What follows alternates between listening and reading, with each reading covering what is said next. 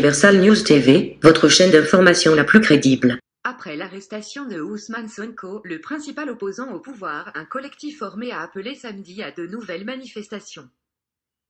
Ainsi, le Sénégal va au-devant de nouvelles journées à haut risque à partir de lundi. Entre-temps, des actes de saccage et de pillage ont été rapportés, surtout contre des enseignes françaises. Mais quelles sont les motivations réelles de la répression politique observée au Sénégal ces jours-ci?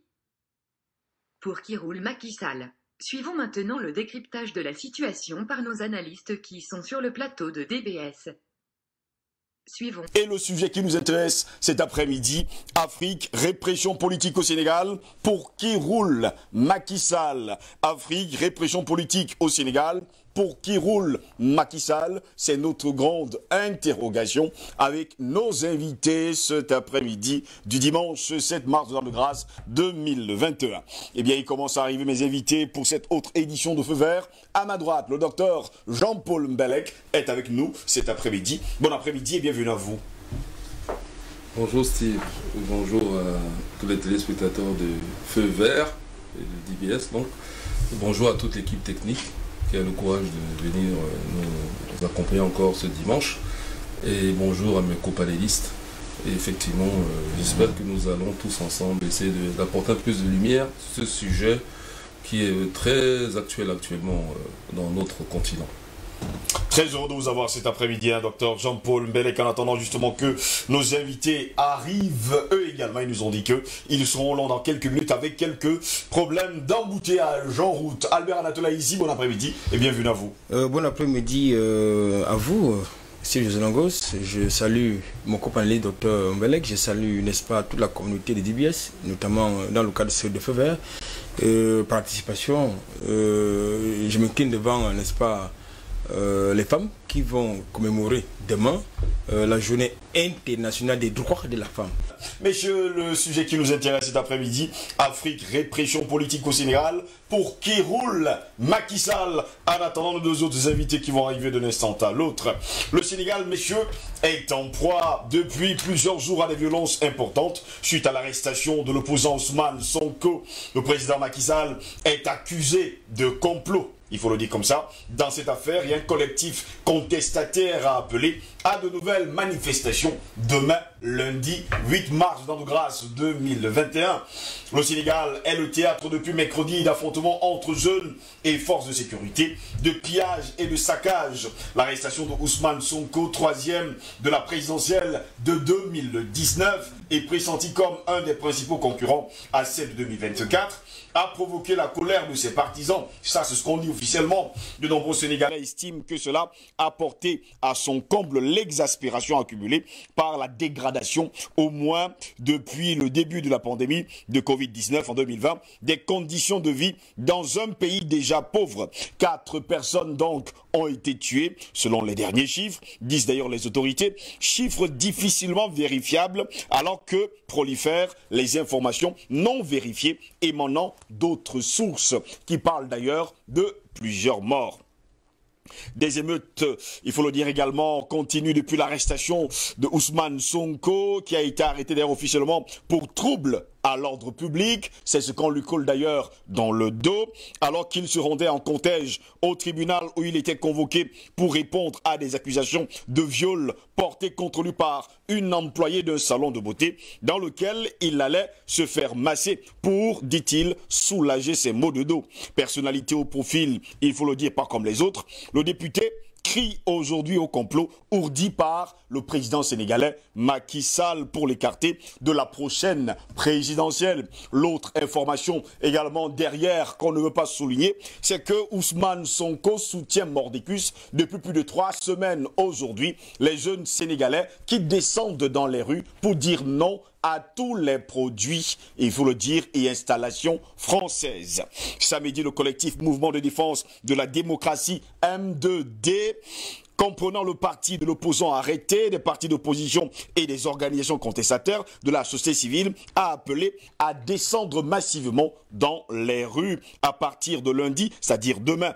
Le collectif s'en est durement pris au président Macky Sall, qualifié d'apprenti dictateur. Ce sont les mots qui sont actuellement utilisés du côté du Sénégal. Il a perdu l'autorité morale, c'est ce qu'il déclare également haut et fort pour rester président, a dit un des leaders du mouvement, Cheikh Tidiane Dieye. Il s'en est tenu à ces mots quand la presse lui a demandé si le collectif appelait les Sénégalais à réclamer la démission de Macky Sall, président depuis 2012.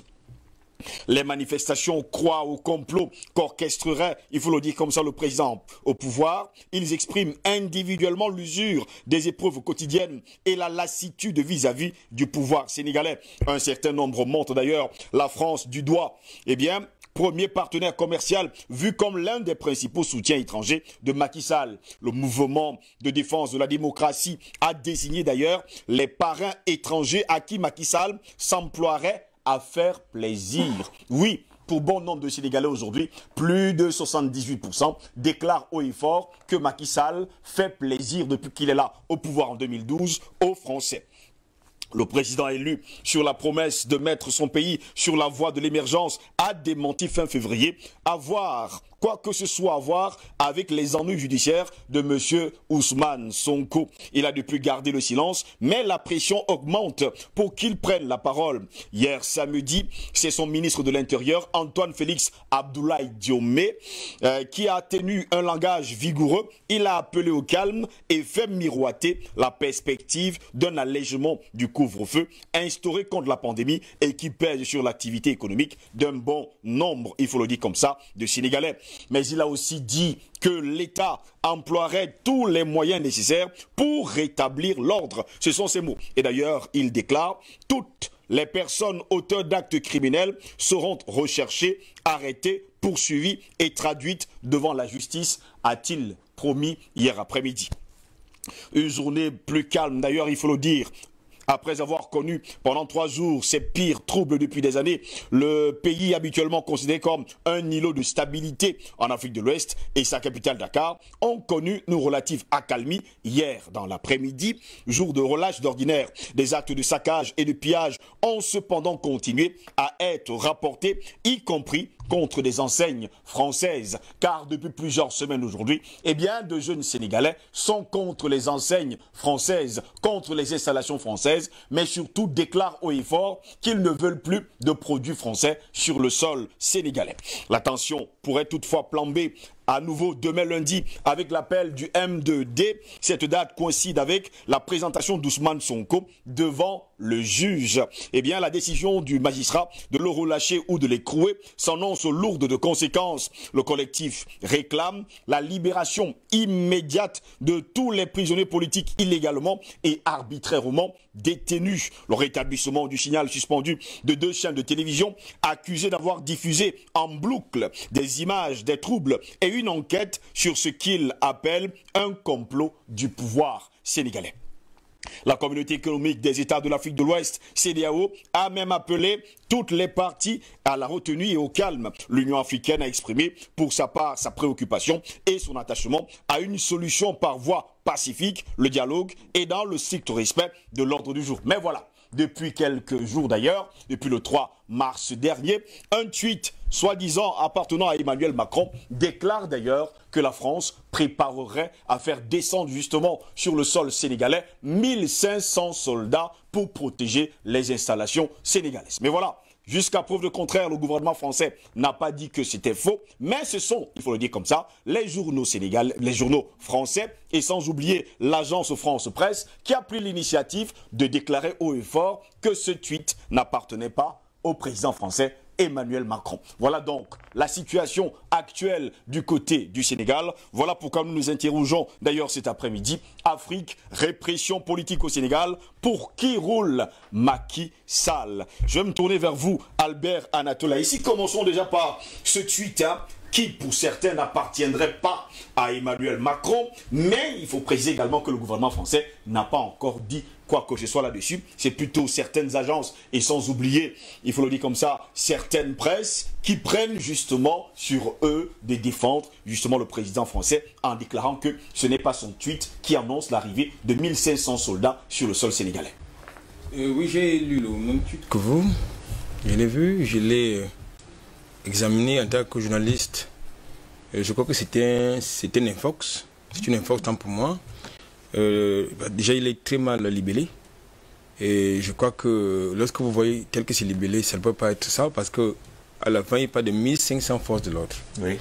Oh, ça, vous avez même corrigé. Oui. En parlant, n'est-ce pas, de 1500 soldats, non. C'est une infox.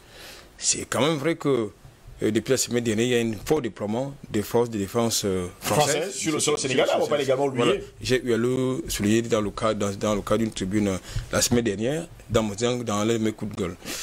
Ceci dit, je voudrais d'abord situer le contexte, n'est-ce pas, de la répression, des répressions politiques que nous vivons aujourd'hui du côté du Sénégal, notamment avec justement ce ressentiment, n'est-ce pas, disons en style français, notamment pour ce qui concerne les enseignes françaises, dû au fait que, vous vous souvenez, nous avons eu à faire une émission relativement, n'est-ce pas, à la grande distribution, à l'envahissement de la grande distribution hexagonale sur le continent africain. Oui. Voilà.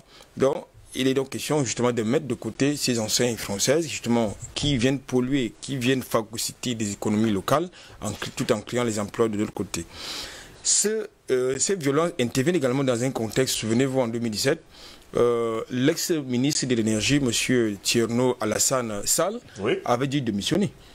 Parce que, justement, il s'est trouvé un scandale dans l'attribution, j'allais dire, dans l'attribution, n'est-ce pas, de la gestion, justement, d'un contrat pétrolier au profit de Total, qui était 5e dans la liste au moment où cet appel appelé à la suite du déploiement, et au détriment d'une société, je crois, du consortium BP Cosmos. Je vois, oui, c'est une société de droit sénégalais. Donc, c'est une goutte de trop. Ces violences interviennent également dans un contexte où M. Macky Sall s'est malheureusement positionné en contradiction avec l'opinion sénégalaise, oui, par rapport à la monnaie, au franc CFA, que lui, il estime que c'est une très bonne monnaie d'ailleurs. Oui. Donc, voilà. Donc, quand vous voyez ces différents positionnements, vous comprenez, donc ça répond justement à la question, à la thématique que vous posez, c'est-à-dire, pour qui roule-t-il? Il a été élu par les Sénégalais, malheureusement, il n'est pas là pour justement servir les intérêts des Sénégalais, il est là pour servir les intérêts français, c'est ce que les Sénégalais déclarent. Absolument, absolument. Il vous souvient. Il est là pour faire plaisir, ce sont les termes qui sont il est là, moi j'ai rectifié en disant qu'il est là pour servir les intérêts. Oui, mais le thème utilisé depuis quelques jours du côté du Sénégal, c'est qu'il est là pour faire plaisir. Non, il est là pour servir les intérêts français. Écoutez, vous ne pouvez pas. Je reviens dans le casting. Allez-y, on vous écoute. Je reviens dans le casting de 2017 qui est relativement à la démission du l'ex-ministre de l'énergie.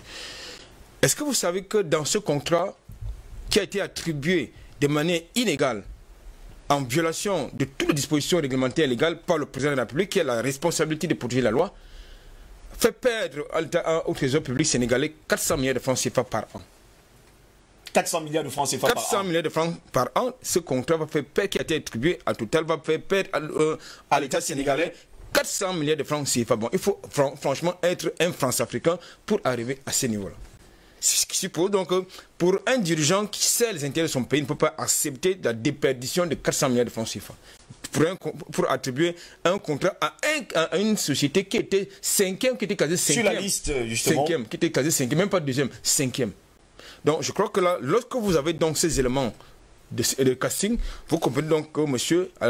Macky Sall n'est pas là pour servir les intérêts du Sénégal. Je voudrais également noter dans le déroulement de cette actualité que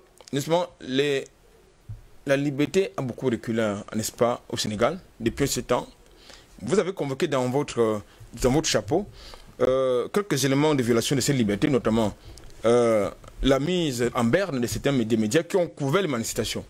Vous avez également été au courant de ce que Internet a été suspendu sur tout le territoire national sénégalais. Oui. Ce qui, à mon sens, est une violation flagrante, n'est-ce pas, des libertés, fondamentales et de la liberté d'expression. Au moment où monsieur, n'est-ce pas, Ousmane Sonko est interpellé, il n'est pas encore déchu de son immunité parlementaire. C'est également une violation. Parce que je pense que au moment où il est gardé à vue, il devrait d'abord être dépouillé de son immunité parlementaire. Ce qui n'est pas le cas. C'est peut-être cette difficulté qui a amené les officiers de police judiciaire à le garder à vue, à le mettre, n'est-ce pas, sous mandat de dépôt. Il est présumé. Innocent. Il est présumé coupable. jusqu'à ce qu'en attendant, il est présumé innocent jusqu'en attendant que... Qu'un tribunal déclare coupable. Voilà, c'est comme ça que ça marche. Il est présumé innocent. Donc il y a la présomption d'innocence qui doit pouvoir prévaloir, mais aujourd'hui nous constatons que justement, vous avez 3 chefs d'accusation qui pèsent désormais sur ce jeune-là, parce qu'il s'agit d'un jeune. C'est un jeune, oui. Au départ, il est présumé coupable d'un viol. Dans un salon de massage. Pendant qu'il est donc en garde à vue, il y a un autre chef d'accusation qui a atterri. Il est incitation à l'insurrection. C'est le deuxième. Incitation à l'insurrection, commençons avec ça. Oui, incitation à l'incitation. Participation à une manifestation interdite par la loi, non autorisée, voilà. Participation à une manifestation non autorisée. Ça, c'est le second chef d'accusation à la suite n'est-ce pas, de la première accusation. Oui. Donc, ça veut donc dire que là, nous sommes dans une sorte de purge politique. Parce que c'est un enchaînement de chefs d'accusation. Ça veut donc dire qu'en fait, il n'en fallait pas plus pour que justement, ces jeunes-là, il faut quand même dire que Ousmane Sonko est très populaire parmi les jeunes. Donc, il n'en fallait pas plus justement pour davantage capter, n'est-ce pas, la colère de cette jeunesse-là. Ce qu'il faut dire, c'est que, également, pour terminer, hier, j'ai suivi, n'est-ce pas, les deux membres du gouvernement sénégalais, notamment, Madame la ministre des Affaires étrangères sénégalaise et le ministre de l'Intérieur, vous avez évoqué tantôt. Oui. D'abord, dans les propos du ministre de l'Intérieur, je constate qu'il tient des propos guerriers dans un contexte où nous sommes dans la gestion d'une situation qui n'est que la conséquence d'une session de faits. De l'autre côté, vous avez Madame le ministre des Affaires étrangères qui accuse qu'il y a des esprits tapis dans l'ombre qui sont à l'intérieur comme à l'extérieur, qui tirent, n'est-ce pas, qui manipulent, n'est-ce pas, qui instrumentalisent justement la jeunesse sénégalaise. Mais ça veut dire que là, on n'est pas conséquent. C'est-à-dire qu'on pose des actes qui alimentent les frustrations de la jeunesse, mais lorsqu'il y a les conséquences de ces actes qui sont posés, on commence donc à chercher, n'est-ce pas, les boucs émissaires, c'est-à-dire ces ennemis qui sont tapis dans l'ombre, qui n'ont pas pu avoir, n'est-ce pas, bénéficier des contrats quelconques du côté du Sénégal et qui tirent, n'est-ce pas, les ficelles. Je crois qu'à un moment donné, il faut qu'on soit sérieux. Il faut justement qu'on soit sérieux, Albert Anatola, ici, disons, bon après-midi à Patient Parfait d'Homme. Bienvenue à vous. Merci Steve, merci à mes amis du panel et à toute la galaxie DBS. Feu vert cette fois-ci, nous sommes dimanche et merci pour cette invitation. Très heureux de vous avoir, on va vous accueillir à chaud. On ne va pas également oublier que du côté du Sénégal, depuis plusieurs semaines aujourd'hui, eh bien les jeunes Sénégalais sont contre les installations françaises sur leur sol. On ne va pas également oublier que Ousmane Sonko a pris l'initiative quand même de soutenir cette jeunesse qui dit non justement aux installations françaises. Pourtant aujourd'hui, eh bien messieurs, il est accusé de viol, d'incitation à l'insurrection, de participation à une manifestation non autorisée. Je parle justement de cette manifestation non autorisée où des jeunes Sénégalais déclarent haut et fort qu'ils ne veulent plus des produits français et surtout des installations françaises sur leur sol. Ben, ce qu'il faut dire sur le Sénégal, d'abord, il faut tirer un chapeau, n'est-ce pas, la jeunesse sénégalaise, oui, qui est décidée à se battre pour ses droits, qui est décidée à se battre pour conquérir sa souveraineté, et par là même qui montre un côté très très important sur la détermination des panafricains à travers, n'est-ce pas, notre continent, qui sont décidés, n'est-ce pas, d'en découdre, de ne pas être les laquais ni les valets d'un système établi qui leur a été imposé depuis des siècles et des siècles. Le Sénégal, c'est un peu comme la perle de la France. Ça date pratiquement depuis le 17e, 18e siècle, oui, si on remonte à très loin. Vous vous souvenez que jusqu'à l'heure où je vous parle, le président de la République du Sénégal habite dans le palais qui était en réalité le palais de l'ancien gouverneur du Sénégal colonial, M. Fadeb. Donc, c'est tout dit. Alors, le Sénégal, c'était aussi la porte d'entrée de toutes les influences culturelles de la France au niveau de l'Afrique francophone. Il ne faut pas l'oublier. Les premières loges maçonniques, par exemple, au niveau de l'Afrique francophone, c'est au Sénégal qui seront créées. Donc, ce qui se passe au Sénégal est simplement quelque chose d'extraordinaire, j'allais dire d'heureux. Macky Sall est au mauvais moment, au mauvais endroit. C'est tout ce que je peux dire pour lui. Pourquoi? Parce qu'à l'instar de l'ensemble des autres présidents de l'Afrique dite francophone, ce sont en réalité presque tous des hommes légers. Mais cette fois-ci, contrairement à une idée qui a été souvent répandue sur nos plateaux, il s'est avéré que le travail de corps à corps qu'on fait à l'intérieur de notre peuple continue à porter ses fruits. Contrairement à ce que nous pouvons bien penser, cet écho est reçu 10 sur 10 un peu partout en Afrique dite francophone, dans sa France jeune. Oui. Les jeunes Africains aujourd'hui sont réceptifs au discours panafricain que nous tenons, parce qu'en réalité, on n'invente pas quelque chose d'exceptionnel. On ne fait que leur dire une réalité. Et comme pour la plupart, le cas du Sénégal, beaucoup ont été à l'extérieur, ils voient comment le monde fonctionne. Je rappelle, par exemple, que vous voyez les vendeurs à la criée dans nos rues. Les Sénégalais ne sont pas seulement présents, étaient pas seulement présents en Afrique. Oui. On retrouve les traces des Sénégalais vendeurs, n'est-ce pas, dans les rues à la criée, jusqu'aux États-Unis et même dans un pays insoupçonné qu'on appelle l'Argentine. En Argentine, les gens pensaient par exemple que les Noirs ont disparu, bien qu'il y ait une frange noire. Je ne parle pas de génocide noir en Argentine, dont on ne parle pas beaucoup, mais qui est un gros scandale. Les gens n'en parlent pas beaucoup. Mais les gens ont commencé à se refaire l'idée de voir un noir dans les rues de Buenos Aires et d'autres villes argentines. C'est à partir des Sénégalais qui vendaient tout ce que les vendeurs de la rue vendent ici, de briques et de brocs et tout ce qu'ils peuvent trouver. Alors, c'est pour dire le dynamisme de cette jeunesse sénégalaise qui en réalité ne trouvait pas un espace pour pouvoir éclore à domicile. Ils se sont donc éparpillés, sont allés un peu partout dans le monde, sont allés chercher la vie, et tout simplement parce que, contrairement à ce que les gens pensent, la France a fait du Sénégal une autre terrain, une terre, je n'allais pas dire d'expérimentation, mais de soumission totale par rapport à ses intérêts. Et comme petit bonus, vous allez vous rendre compte qu'il y a quelques élites sénégalaises corrompues, attachées à Paris, qui sont un peu partout disséminées dans les institutions internationales. Quand vous regardez par exemple les institutions de l'ONU, il y a beaucoup de Sénégalais qui occupent souvent des postes extrêmement importants. Ça fait partie du lobbying français pour démontrer quand même qu'on ne vous a pas lâché, en fait pour contenter l'élite sénégalaise. Maintenant, ce qui s'est passé au Sénégal, c'est la somme de différentes frustrations. Qui datent même de l'époque de Cheikh Anta Diop. Les gens parlent de Sénégal de Senghor, mais ils oublient qu'au-delà de Senghor, il y a beaucoup d'intellectuels sénégalais qui s'étaient opposés à la France-Afrique, qui avaient combattu la France-Afrique, et souvent qui avaient payé le plus cher.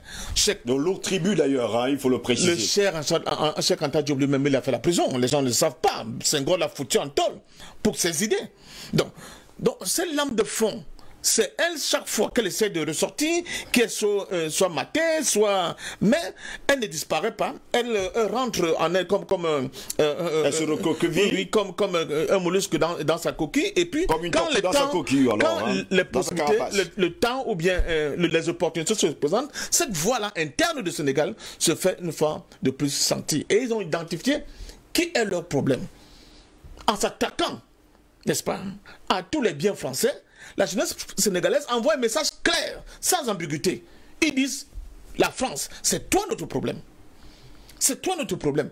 C'est toi qui oblige même nos chefs d'État qui arrivent là de temps en temps, depuis Senghor, passant par Abdou Diouf, Abdoulaye Wade et Macky Sall aujourd'hui, à être complètement dans un plaventrisme exceptionnel pour protéger les intérêts de Paris. La jeunesse sénégalaise a bien identifié cette affaire-là. Maintenant, il y a une succession de désagréments sur le plan politique. L'histoire du fils de Wade, le maire de Dakar, comment il s'appelait encore, etc., qui ont été évacués brutalement de l'espace politique sénégalais. Oui. Hein? Mais le fond du problème, je continue de vous dire, il ne faut pas qu'on se trompe du point de vue de la perception de l'analyse, c'est Paris qui est indexé dans cette affaire-là. Ce sont les intérêts français qui sont indexés dans cette affaire-là. Parce que les jeunes sénégalais, avec la brillante analyse d'Anato tout à l'heure, ce n'est pas une vue d'esprit, mais des faits concrets nous démontrent que la personne, ou bien l'institution, ou bien le pays, ou bien l'élite politique qui empêche au Sénégal son décollage, et par-delà, à l'ensemble de l'Afrique de pouvoir décoller, c'est l'élite politique française qui a fait une même base totale.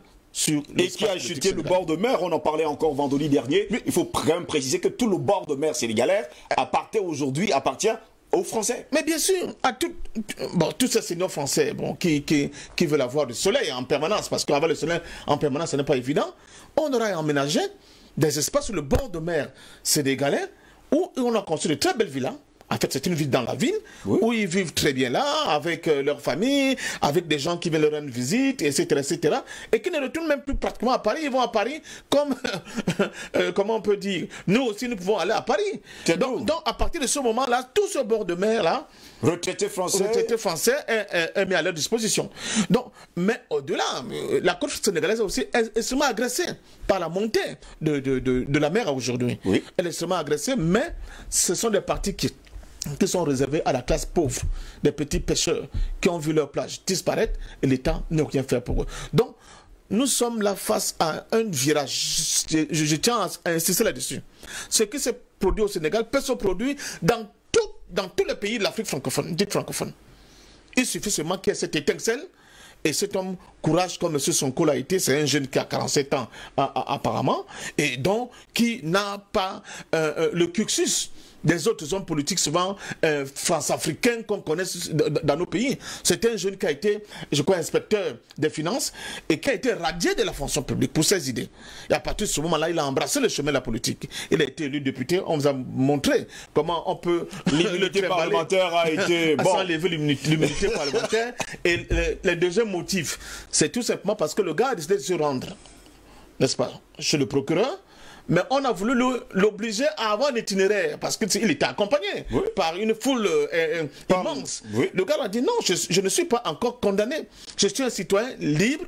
J'ai le droit d'emprunter le trajet qui me convient pour aller chez monsieur le procureur. Et c'était marabout. Vous savez qu'au Sénégal, je vais titiller le docteur Mbelek, entre politique et marabout, souvent l'un ne va pas sans l'autre. Certains marabouts lui avaient dit attention, le premier motif de viol paraît très léger. Donc, on tient à t'informer qu'actuellement, là, ils sont en train de préparer un autre motif qu'on va te coller. Et ça n'a pas loupé, pam! Alors qu'il se rendait chez le procureur, on a inventé de toutes pièces ce second motif. Je suis désolé pour le président. Pour vous, on a inventé de toutes pièces ces deux autres motifs, incitation à l'insurrection, participation à une manifestation non autorisée. Non, c'est sans même lever l'immunité parlementaire d'un député de la République. Je vous avais dit la fois dernière ici que j'ai écouté le président Macky Sall sur France 24, où je l'avais trouvé bizarrement brillant. Oui. Mais sur la question Sonko, il faisait la politique politicienne. Il est complètement à côté de la plaque. Et moi, je me suis posé la question de savoir, est-ce qu'il est en train de mesurer, j'allais dire, le danger qui peut survenir s'il tape, comme il veut taper comme ça, les yeux fermés à l'aveuglette, sur son corps. Parce que ceux qui analysaient la situation politique au Sénégal, voyaient quand même que, en bas fond, n'est-ce pas, sur ces cendres-là, était en train de soudre quelque chose, un mouvement puissant qui devait déboucher sur ce que nous avons vu ces derniers jours. Mais une fois de plus, pour sortir, je vous dis, si vous ne nous trompons pas de cible. La cible principale, c'est Paris. Le travail que nous faisons, nous ne sommes pas les seuls, heureusement, à le faire. Beaucoup d'associations à travers le monde le font. Beaucoup d'intellectuels à l'étoffe de Jean-Paul Mbelek le font. Beaucoup d'Africains commencent à se réveiller de ce long sommet comateux dans lequel nous avons été enfuis pendant des siècles et des siècles. Et je peux dire à ceux qui ne veulent pas voir cette réalité, à ceux qui veulent continuer de nous confiner dans la nuit noire, n'est-ce pas, dans le cœur des ténèbres, que, attention, la jeunesse africaine semble sortir de son sommeil et c'est vous peut-être dans les jours à venir qui allez plonger dans un cauchemar. Eh bien, on va également dire bon après-midi à Paulela qui nous a rejoint cet après-midi. Paulela, bon après-midi, bienvenue à vous. Bonjour, bon après-midi, désolé pour le retard. Bonjour à tous mes frères et bonjour à tous ceux qui nous regardent de par le monde. Bon dimanche. On va vous accueillir à chaud justement. Beaucoup d'Africains et surtout beaucoup d'observateurs de la scène politique africaine pensent que le Sénégal est un pays totalement francophile et que les présidents de la République qui se sont succédés justement là-bas travaillaient officiellement pour la France. D'ailleurs, depuis que les troubles ont commencé du côté du Sénégal, eh bien, les soldats français, il faut le dire comme ça, inondent les rues de Dakar et des grandes villes. À se demander pourquoi. Alors, pour moi, la réponse est historique. Vous avez commencé à donner un début de réponse, à savoir que pour les Français, depuis toujours, et ça n'a pas changé aujourd'hui, pour la France, le Sénégal est une province française. C'est une partie de la France. Je vous rappelle, si vous ne l'avez déjà pas dit, que le Sénégal, c'est l'une, sinon la plus vieille colonie française d'Afrique depuis 1926. Et son indépendance obtenue en 1958 a vu se succéder comme ça le quatrième aujourd'hui avec Macky Sall, 3 présidents plus Macky Sall, donc tous les 4 présidents qui n'ont jamais montré une quelconque hostilité vis-à-vis de la France, même une hostilité légitime du fait justement de ce que Ousmane Sonko, de jeune de 46 ans, est en train de dénoncer. Et il faut dire que ce qui se passe au Sénégal est révélateur d'un ras-le-bol latent dans tous les pays africains subsahariens et notamment francophones et précisément des pays qui utilisent le franc CFA, parce qu'on l'a souvent dit à suffisance, à l'envi, que le franc CFA est le cœur principal de tous les maux quasiment de l'Afrique et notamment de sa dépendance économique du fait de l'impérialisme français qu'ils veulent comme ça maintenir de façon perpétuelle.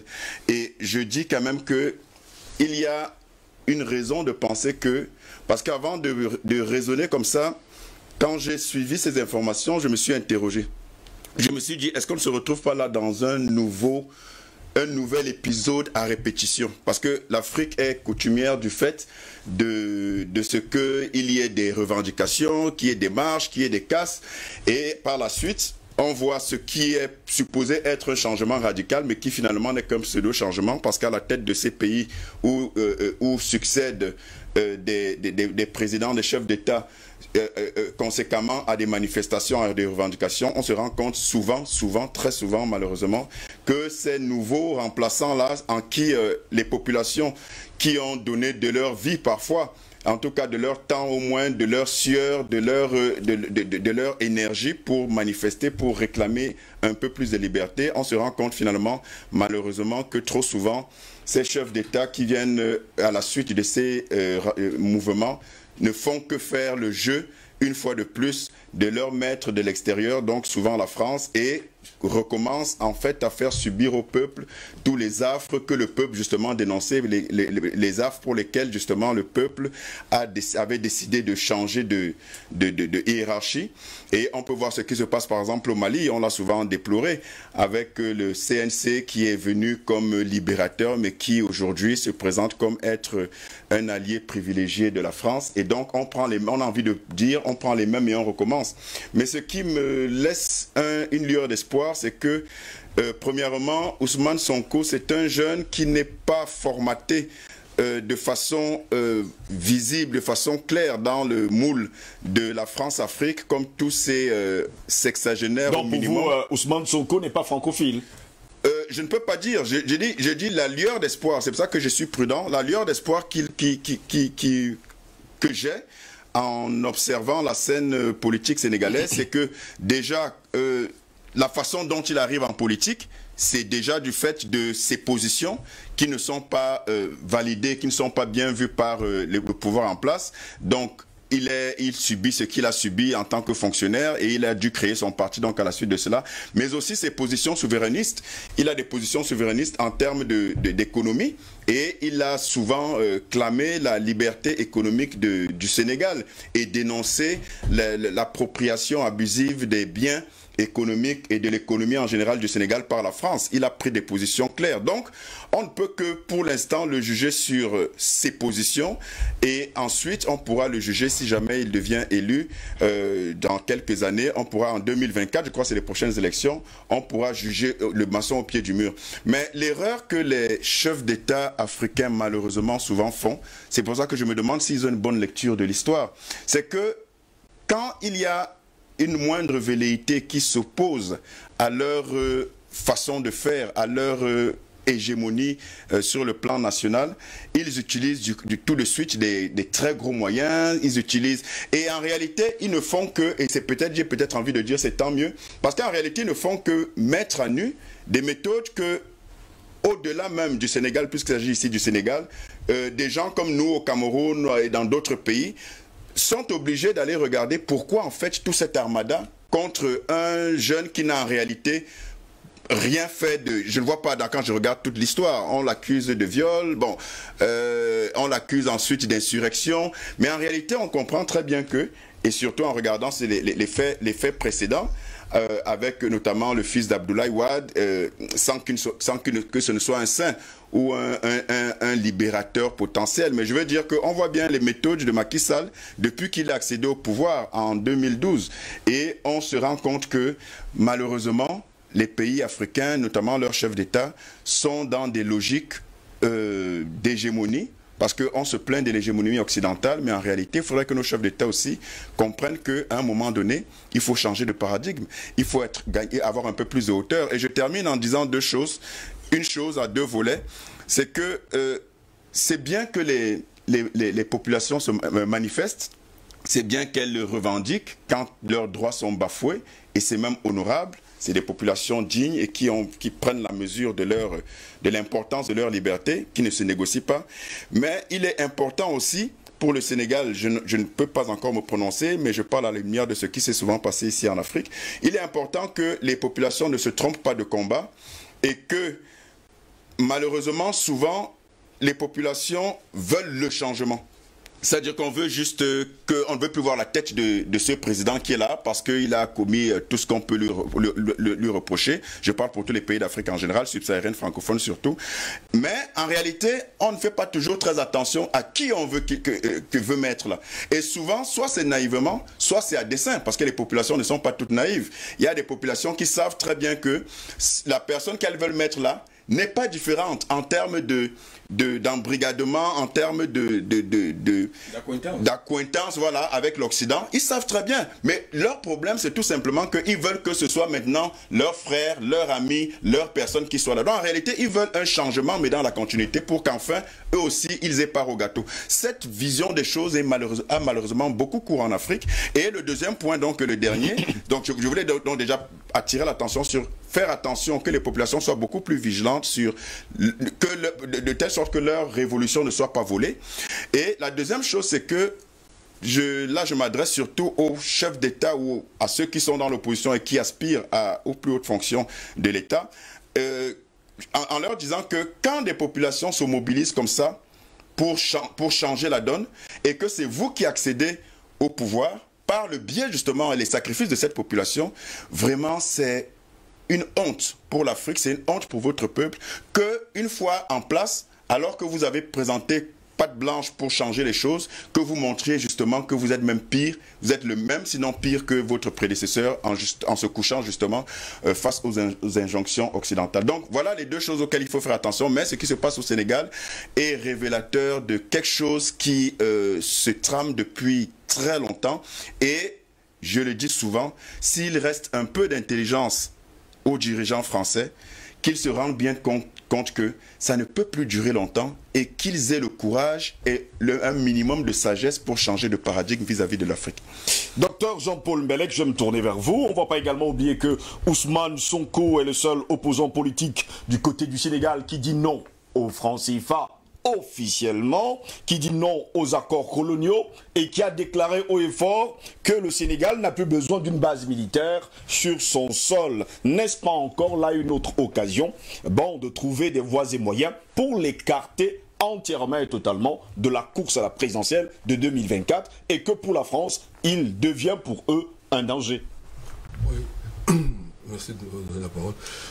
Sinon, je confirme ce que Parfait Ndoma dit en entrée de mon propos. Moi, j'ai fait 1 mois en Argentine, aussi bien pour les vacances que pour des raisons professionnelles au niveau de la recherche. Et je confirme, effectivement, cette présence sénégalaise au niveau des vendeurs à la sauvette. Oui. Et moi, j'ai un très bon souvenir de l'Argentine, soit dit en passant. C'est vrai qu'il y a eu un génocide qui a été fait au début du XXe siècle parce qu'en fait, on a laissé les gens mourir de maladies. Je parle des populations noires. Or, ces mêmes populations noires sont parmi les premières qui sont battues pour l'indépendance de l'Argentine. On a des noms, hein, comme le général Sucre. Mais sinon, il y a autre chose que je voulais également souligner, c'est pour Cheikh Anta Diop, effectivement.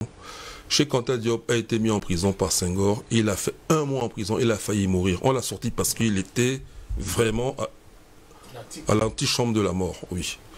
Et finalement, Senghor l'a tellement maltraité, puisque pour rien, Senghor lui faisait un procès en public. Pour peu que Cheikh Anta Diop dit quelque chose sur le Wolof et l'Égyptien ancien, Senghor passait à la radio pour corriger. Il critiquait même ses fautes en Wolof pour tout dire. Oui, Oui, Senghor. Alors, au niveau des présidents sénégalais, je note une chose. Senghor a fini sa vie en France. Ensuite, il y a eu Abdou Diouf. Il est en France. Il a mis à l'OIF, hein, l'Organisation internationale de la francophonie, secrétaire général, pendant de très longues années. Il vit en France. Voilà. Ensuite, il y a Ouad. Il vit en France. Ouad, ça c'est souvenir personnel, à quelques semaines, on va dire, des élections présidentielles où il a été élu, Ouad avait fait une conférence à Paris, j'étais encore étudiant, avec Théophile Obenga. Il n'y avait pas plus panafricaniste que Ouad. Évidemment, on sait ce qu'il en est devenu après. Voilà. Mais quand même, Diouf a fait quelque chose. C'est grâce à Diouf que Cheikh Anta Diop a pu avoir quelques élèves. Je vais citer quelques noms que je connais bien, à savoir Aboubakri Moussalam et aussi Babacar Sall. Aboubakri Moussalam a soutenu sa thèse avec Cheikh Anta Diop, mais Babacar Sall a dû, après la mort de Cheikh Anta Diop, se référer en France avec le professeur Leclan. Donc Senghor a empêché Cheikh Anta Diop à enseigner, à avoir accès aux étudiants. Aujourd'hui, l'université porte son nom, mais Senghor l'a maltraité, même à ce niveau-là. D'abord, ça a commencé avec la France, les accointances entre la France. Je vais venir sur la question. Oui, allez-y, on vous Sénégal. Cheikh Anta Diop soutient sa thèse de doctorat S-lettres. Parce que c'est quelqu'un qui a une formation pluridisciplinaire, vous savez bien. Il a fait sa physique nucléaire, mais il a également fait les lettres. Voilà. Et cette formation, il a depuis qu'il est au lycée, puisque la même année, il passe 2 bacs.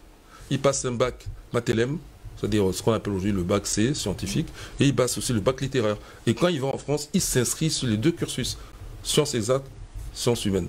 Donc pour la thèse de doctorat et sciences, vous savez, nous savons que cette thèse, à la suite, donne lieu à l'ouvrage qu'on appelle Nation d'agriculture. Oui. Et ensuite, entre autres, les civilisations nègres, mythe ou vérité historique. Finalement, civilisation barbarie. On connaît tous l'importance de ces ouvrages. Alors, comment voulez-vous qu'on lui ait donné la mention honorable? Oui, parce qu'à l'époque, on donnait les mentions. Aujourd'hui, les mentions, la mention la plus élevée qu'on peut donner en France, c'est très honorable. En fait, autant dire que quiconque fait une thèse normale a la mention très honorable. Oui. Parce que la mention honorable signifie que la thèse n'est pas bonne. Elle condamne l'étudiant, on lui donne son doctorat, mais il ne peut pas avoir accès. Vous savez, en France, si vous voulez faire, par exemple, les concours CNRS, il faut une habilitation. Moi, je l'ai passé. Oui, il faut une habilitation, sinon tu ne peux pas te présenter. Pareil pour les concours de maître de conférence, il faut une habilitation. Et l'habilitation est basée sur les travaux de thèse, entre autres.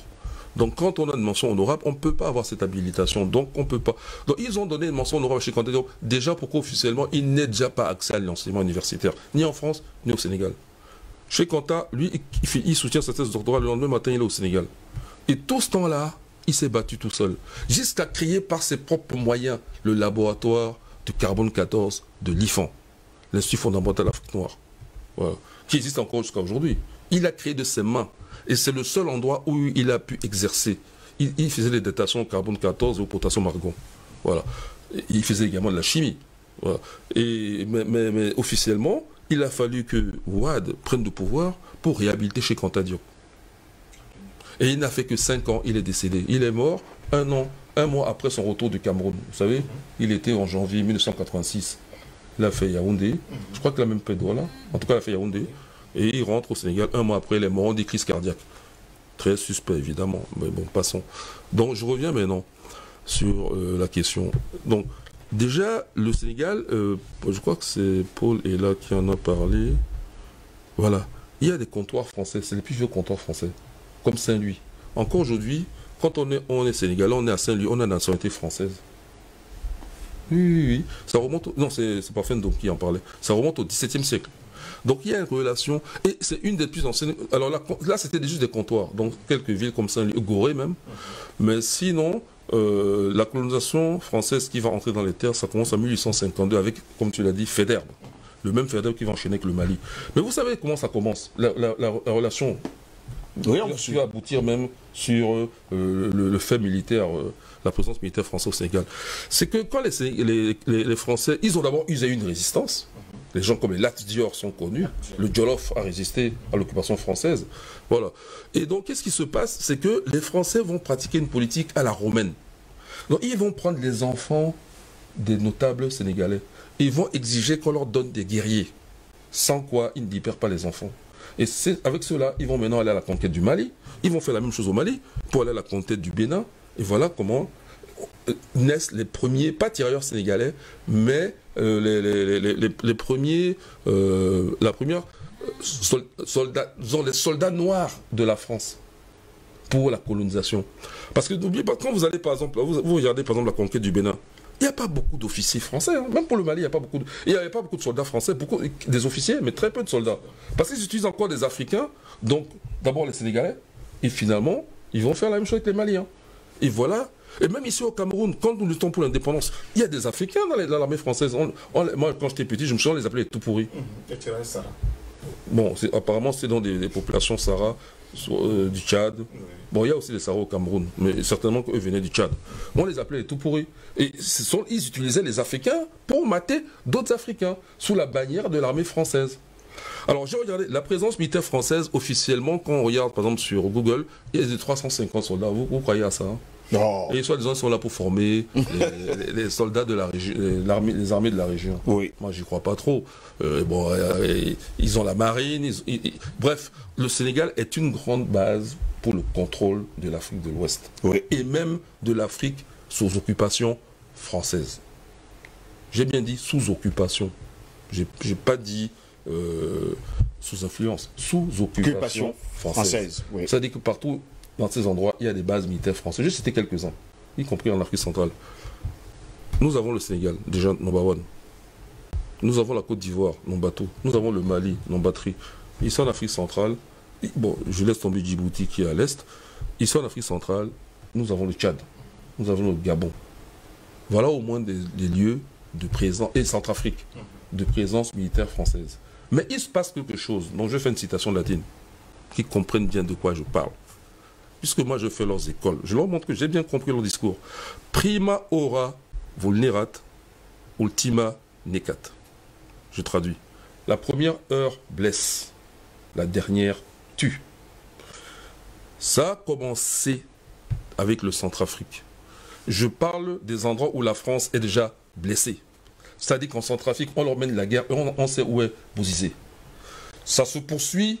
Bon, au Mali, ça n'a pas encore donné sans stand-by, on va dire. Mais il y a le Centrafrique, où ils ont une balle dans l'aile. Oui. Il y a le Sénégal, qui est vraiment le poumon de la France en Afrique. C'est une balle dans l'aile. Moi, je ne pense pas comme Paul est là qu'on va pouvoir récupérer quoi que ce soit. Il faut connaître la psychologie des peuples. Si les Sénégalais sont capables aujourd'hui d'en arriver là, ça veut dire que prima ora vulnerat, ultima necat. C'est la fin de la France. Cette blessure va conduire à la mort de la présence française en tant que présence de domination en Afrique. C'est fini. C'est ce que signifie le Sénégal. C'est important. Il y a deux pôles importants. En Afrique centrale, c'est le Centrafrique. Et en Afrique de l'Ouest, là maintenant, c'est le Sénégal. Ça ne va pas tourner comme le Mali. Regardez vous-même. On est à 3 ans des élections présidentielles. Les gens, c'est pas 1 an des élections présidentielles. C'est pas 6 mois. C'est 3 ans.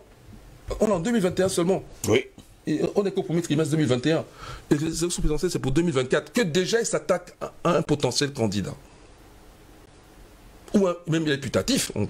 Potentiel putatif. Il n'a pas encore mis sa candidature en jeu. Voilà. Il est toujours député d'ailleurs. Et on s'attaque à celui-là. C'est parce que le danger est grand qu'il faut s'y prendre tôt. Mais sauf que cette fois, on voit que l'échec est patent. Ils ne pourront pas neutraliser. Moi, j'ai été très content de voir qu'il y a d'autres partis politiques qui officiellement, j'ai vu par exemple un soutien qui remonte à février 2021. Il y a des partis politiques comme celui de Cheikh Anta Diop, le RND, qui est actuellement dirigé par Diallo. Son prénom m'échappe, mais je le connais bien, Diallo. Et il y a 2 autres partis qui soutiennent Sonko dans cette affaire. Donc, je pense que on est parti vraiment pour un combat définitif. Oui. Dans lequel l'armée française n'y pourra rien. D'ailleurs, moi, je les déconseille même de trop tarder dans cette affaire. Ils n'ont qu'à engager les hostilités tout de suite. Plus ils vont attendre, moins ils auront de chances même de s'en sortir. Ils n'ont qu'à engager les hostilités tout de suite. Peut-être qu'ils auront une chance de négocier quelque chose. Mais moi, je pense qu'ils sont vaincus d'avance. C'est comme l'ont dit mes copanélistes, c'est Cheikh Anta Diop qui parlait du moteur de l'histoire. Le moteur de l'histoire tourne. La roue de l'histoire tourne aussi.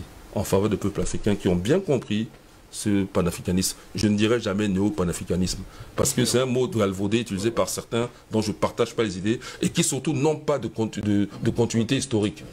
Il y a un contenu historique. Pour nous, quand je parle de panafricanisme, ça remonte jusqu'à la diaspora avec les gens comme les Blyden. Donc on ne vient pas me raconter de nos panafricains nés hier, comme s'il y avait eu rupture entre-temps. Il n'y a pas de rupture. Donc ce combat-là est en train de porter ses fruits. C'est un combat long, mais qui, sûrement, ça se voit, va être gagné. Va être gagné. On vous comprend parfaitement, docteur Jean-Paul Bellec. Je vais également rappeler à nos téléspectateurs que lorsqu'il sera justement 14 h, nous allons justement commencer à recevoir vos coups. 15 h, autant pour moi, je pense bien. 15 h Afrique centrale, heure d'Afrique centrale.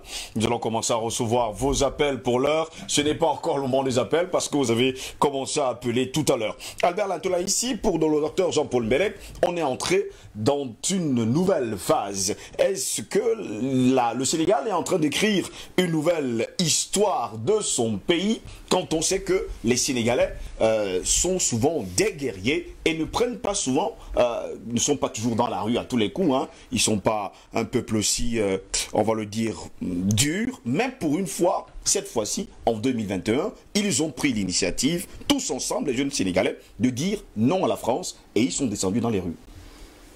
Oui, vous savez, je n'ai pas l'habitude d'être enthousiaste, par prudence et par principe.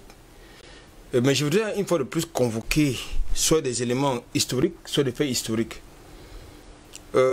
Déjà, il faut noter que le Sénégal a été présenté comme une démocratie. La meilleure démocratie sur le continent africain. Et tout à l'heure, dans ma première prise de parole, j'ai mis en scène quelques faits historiques qui doivent pouvoir nous amener à comprendre que désormais, le Sénégal est tout sauf une démocratie. C'est un modèle de démocratie sur le continent. Si démocratie, africain, ça existe d'ailleurs, Albert Lantola. C'est le temps que vous avez, je l'ai également souligné, à savoir que il y a une dégradation, n'est-ce pas, des droits de l'homme et des libertés, des individuelles et fondamentales. Lorsque vous avez donc cette dégradation, ça veut donc dire qu'il y a un problème. Le second point que je voudrais mettre en débat ou en analyse, c'est quoi? C'est que lorsque j'ai suivi hier les deux membres du gouvernement sénégalais, j'ai beaucoup plus eu le sentiment que nous sommes entrés dans la théorie du complot. Parce que ce sont les éléments de langage, je prends les éléments de langage notamment de Madame le ministre des Affaires étrangères.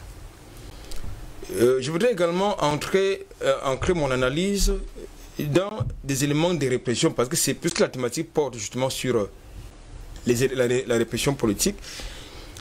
Le ministre de l'Intérieur s'inscrit justement dans la continuité de la répression. Oui. Et non dans la recherche des solutions.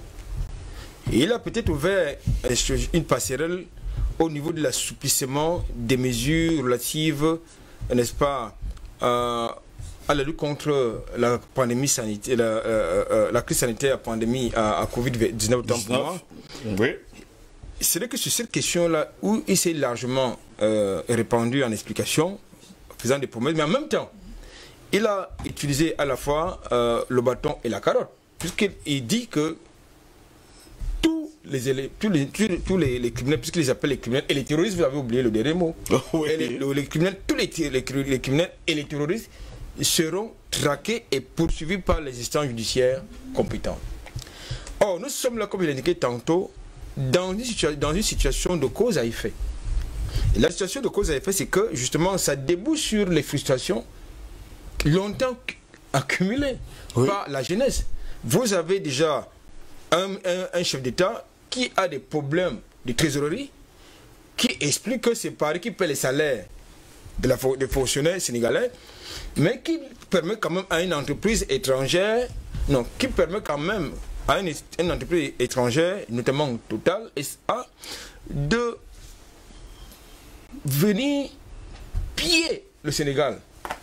Et en faisant perdre dans la foulée plus de 400 milliards de francs CFA par an à l'État sénégalais.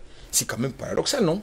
Très paradoxal. Alors, je pense que, pour revenir à votre question, ce sont les éléments de la France-Afrique. Nous sommes dans la continuité des éléments de la France-Afrique parce qu'il ne s'en cache pas, M. Macky Sall. Comme M. Abdoulaye Wade ne s'en est pas caché. Tout à l'heure, vous convoquez les cas de Khalifa Sall, Karoui Wade et voilà maintenant Sonko, parce qu'en fait, il s'agit là d'une machine de la répression. C'est le rouleau compresseur qui met de manière systématique au banc de touche les potentiels adversaires politiques dans la perspective des prochaines élections présidentielles. Et il faut quand même dire que l'histoire, ce qui se passe actuellement du côté du Sénégal va au-delà des aspects judiciaires. C'est faut le dire. Parce qu'aujourd'hui, vous avez certains dirigeants et certains membres du gouvernement qui veulent instrumentaliser ou manipuler, n'est-ce pas, l'espace politique, l'espace public. Non, il ne s'agit pas de ça. Il y a une conséquence, c'est que les Sénégalais subissent la corruption. Puisque pour que Total se retrouve premier alors qu'elle était 5e dans la liste, il y a un problème. Ce qui avait d'abord provoqué la démission du ministre. Ça veut dire qu'il y a eu des deals. Oui. Mais avec qui? Avec la plus haute autorité du pays. Mais il y a un problème, parce que tout à l'heure j'ai questionné. Mais ça nous amène à poser la question sur la table, celle que vous posez, à savoir, pour qui roule-t-il? Pour qui roule Macky Sall? Je pose justement la question cet après-midi. Pour qui roule-t-il? Mais il roule pour la France, il roule pour Paris. Puis c'est Paris qui lui donne la feuille de route. Puisqu'il de manière péremptoire, il le dit, que c'est Paris qui paie les fonctionnaires, les salaires des fonctionnaires sénégalais. Et lui Macky Sall, qu'est-ce qu'il fait? Si c'est Paris qui paie les fonctionnaires sénégalais, lui il a été voté pour que Paris soit Paris qui paie les fonctionnaires sénégalais. Mais il y a un problème. Donc moi je pense qu'aujourd'hui, je crois que pour répondre de manière, pour terminer et répondre à votre question, je crois que là nous sommes là dans le délitement du système de la France-Afrique. Le travail de conscientisation que nous sommes en train de faire est en train de porter des fruits. Et il faut que dans le respect de la vie humaine, dans le respect de la n'est-ce pas, de la légalité, dans le respect, n'est-ce pas, de la légitimité, et surtout dans le respect du sacré principe, n'est-ce pas, des droits humains, il faut que justement les résidents sénégalais continuent de faire pression, parce que c'est très important. Merci beaucoup Albert Natola ici. Passons parfait, donc finalement, il ne fait pas bon d'être opposant au Sénégal. Je vous prends le cas Karim Wade, je vous prends également le cas Khalifa Aboubacar Sall, ancien maire de Dakar, député et également condamné en 2018 à 5 ans de prison. On se retrouve justement en 2021 avec le cas Ousmane Sonko. Lui maintenant, il est poursuivi. Il y a le cas de Karim Wade. J'ai parlé justement du cas de Karim Wade. Lui aujourd'hui est poursuivi pour viol, incitation à l'insurrection, participation à une manifestation non autorisée. Finalement, Macky Sall doit marcher sur ses opposants pour demeurer au pouvoir. Je pense que le cas de Sonko est un peu différent des autres cas que vous venez de citer. Pourtant, il était virulent, notre ami Khalifa Sall, encore maire de Dakar à l'époque, d'une popularité extraordinaire, on ne va pas l'oublier. C'est vrai, mais à la seule différence que les deux premiers, Khalifa et Karim Wade, c'est tous des libéraux. Macky Sall de claironner chaque fois qu'il voulait prendre la parole en public sur la question de sa divergence, des divergences qu'il a avec Abdoulaye Wade, il ne cessait de le dire, Abdoulaye Wade est mon père en politique. Vous voyez, parce que c'est Abdoulaye Wade qui va le mettre le pied à l'étrier et va faire de lui l'un des leaders de ce qu'on appelle les libéraux africains. Oui. Ils ont même tenté de faire un congrès africain avec à la tête de ce congrès un certain Alassane Dramane Ouattara. Vous vous souvenez très bien. On se souvient très bien. Alors, M. Sonko a ceci de différent que sur des questions clés qui concernent les relations incestueuses entre l'Afrique et la France, ce que nous appelons le contentieux historique, il a pris une position nette et claire, sans ambiguïté. La dernière élection présidentielle qui s'est tenue au Sénégal, vous vous souvenez, ce garçon il est arrivé 3e. Et déjà, pendant cette campagne présidentielle, il a mis le pied dans le plat. Il a dit l'Afrique ne peut pas continuer de parler de développement alors que la monnaie qu'elle emploie, c'est-à-dire le franc CFA, en réalité une propriété privée de la France. Ça a créé un tollé général et c'est là qu'on découvre en fait le phénomène Sonko. Personne ne le connaissait avant, mais c'est là, avec cette sortie sur la place publique, avec ces éléments-là qui mettent sur la table, qu'on découvre qu'il y a quelque chose de nouveau, n'est-ce pas, dans le landerneau politique sénégalais on avait l'impression, malgré le fait qu'il y a eu cette petite parenthèse, Abdou Diouf qui était dans la social-démocratie, mais on connaît très bien le bilan de la social-démocratie dans le monde aujourd'hui, mais le reste c'était les libéraux affirmés comme tel. Sonko vient créer une césure entre ces bien-pensants n'est-ce pas, qui estime que le meilleur des moyens pour continuer de coopérer avec Paris, c'est de se coucher devant les intérêts français. Lui dit non. Il faut que le Sénégal devienne autonome. Il faut que nous puissions avoir notre propre monnaie. Il faut mettre fin aux accords coloniaux. Il faut... on ne l'a pas cédé, mais il y avait une base militaire française au Sénégal, ne l'oublions pas. On en a parlé. Voilà, donc quand on parle de combien de soldats à la mangerie, il y a toujours des... Il y a toujours des soldats. Il y a cette base militaire existe toujours de manière officieuse, d'une certaine manière. Les soldats français pilus d'ailleurs dans les rues sénégalaises depuis un bon temps. Donc, à partir de ce moment-là, nous avons affaire à un fait nouveau. Et c'est ça qui peut expliquer ce que le docteur Mbele venait de dire. Alors qu'on sait que les élections présidentielles, les prochaines, c'est dans 3 ans. Mais déjà, on déclenche les hostilités contre quelqu'un qui a été identifié comme un ennemi majeur dans la suite du combat. Je te vois me faire des signes, je crois que c'est l'heure du téléphone, hein, apparemment, le téléspectateur. Tu as l'air de nous couper techniquement, j'ai compris. Donc, nos téléspectateurs sont des rois et... c'est les téléspectateurs qui sont rois. Il y a quelqu'un qui nous appelle depuis Beyrouth, on ne va pas laisser faire. Voilà. Allô, téléphone, bon après-midi. Oui, bon après-midi, monsieur Steve. Comment allez-vous? Comment est-ce qu'on vous appelle? Je vais très bien. Je vous appelle depuis l'Allemagne. Oui. Donc, le thème d'aujourd'hui sur le Sénégal est un thème qui plus particulièrement m'intéresse beaucoup parce que moi, je suis originaire du Sénégal. Et en fait, j'ai fait mes études au Sénégal avec Sonko à l'université Gaston Berger, qui est en fait un laboratoire de toute la nouvelle génération d'Africains qui sont conscients par rapport à ce qui se passe avec la France-Afrique. Et en fait, je le redis, parce que l'homme l'a dit, vous n'êtes pas, j'imagine que vous ne vous doutez pas du travail que vous faites, parce qu'on vous écoute de partout en Afrique et de partout dans le monde. Parfaitement a fait une analyse très limpide sur la situation du Sénégal. On aurait pensé qu'il lisait une boule de cristal.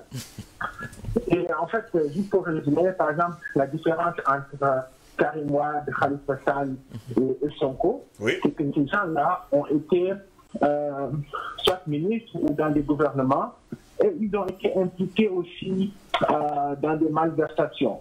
Donc la population sénégalaise en est consciente. C'est pour ça qu'ils n'ont pas été prêts à soutenir Khalifa Sall, malgré qu'il soit populaire.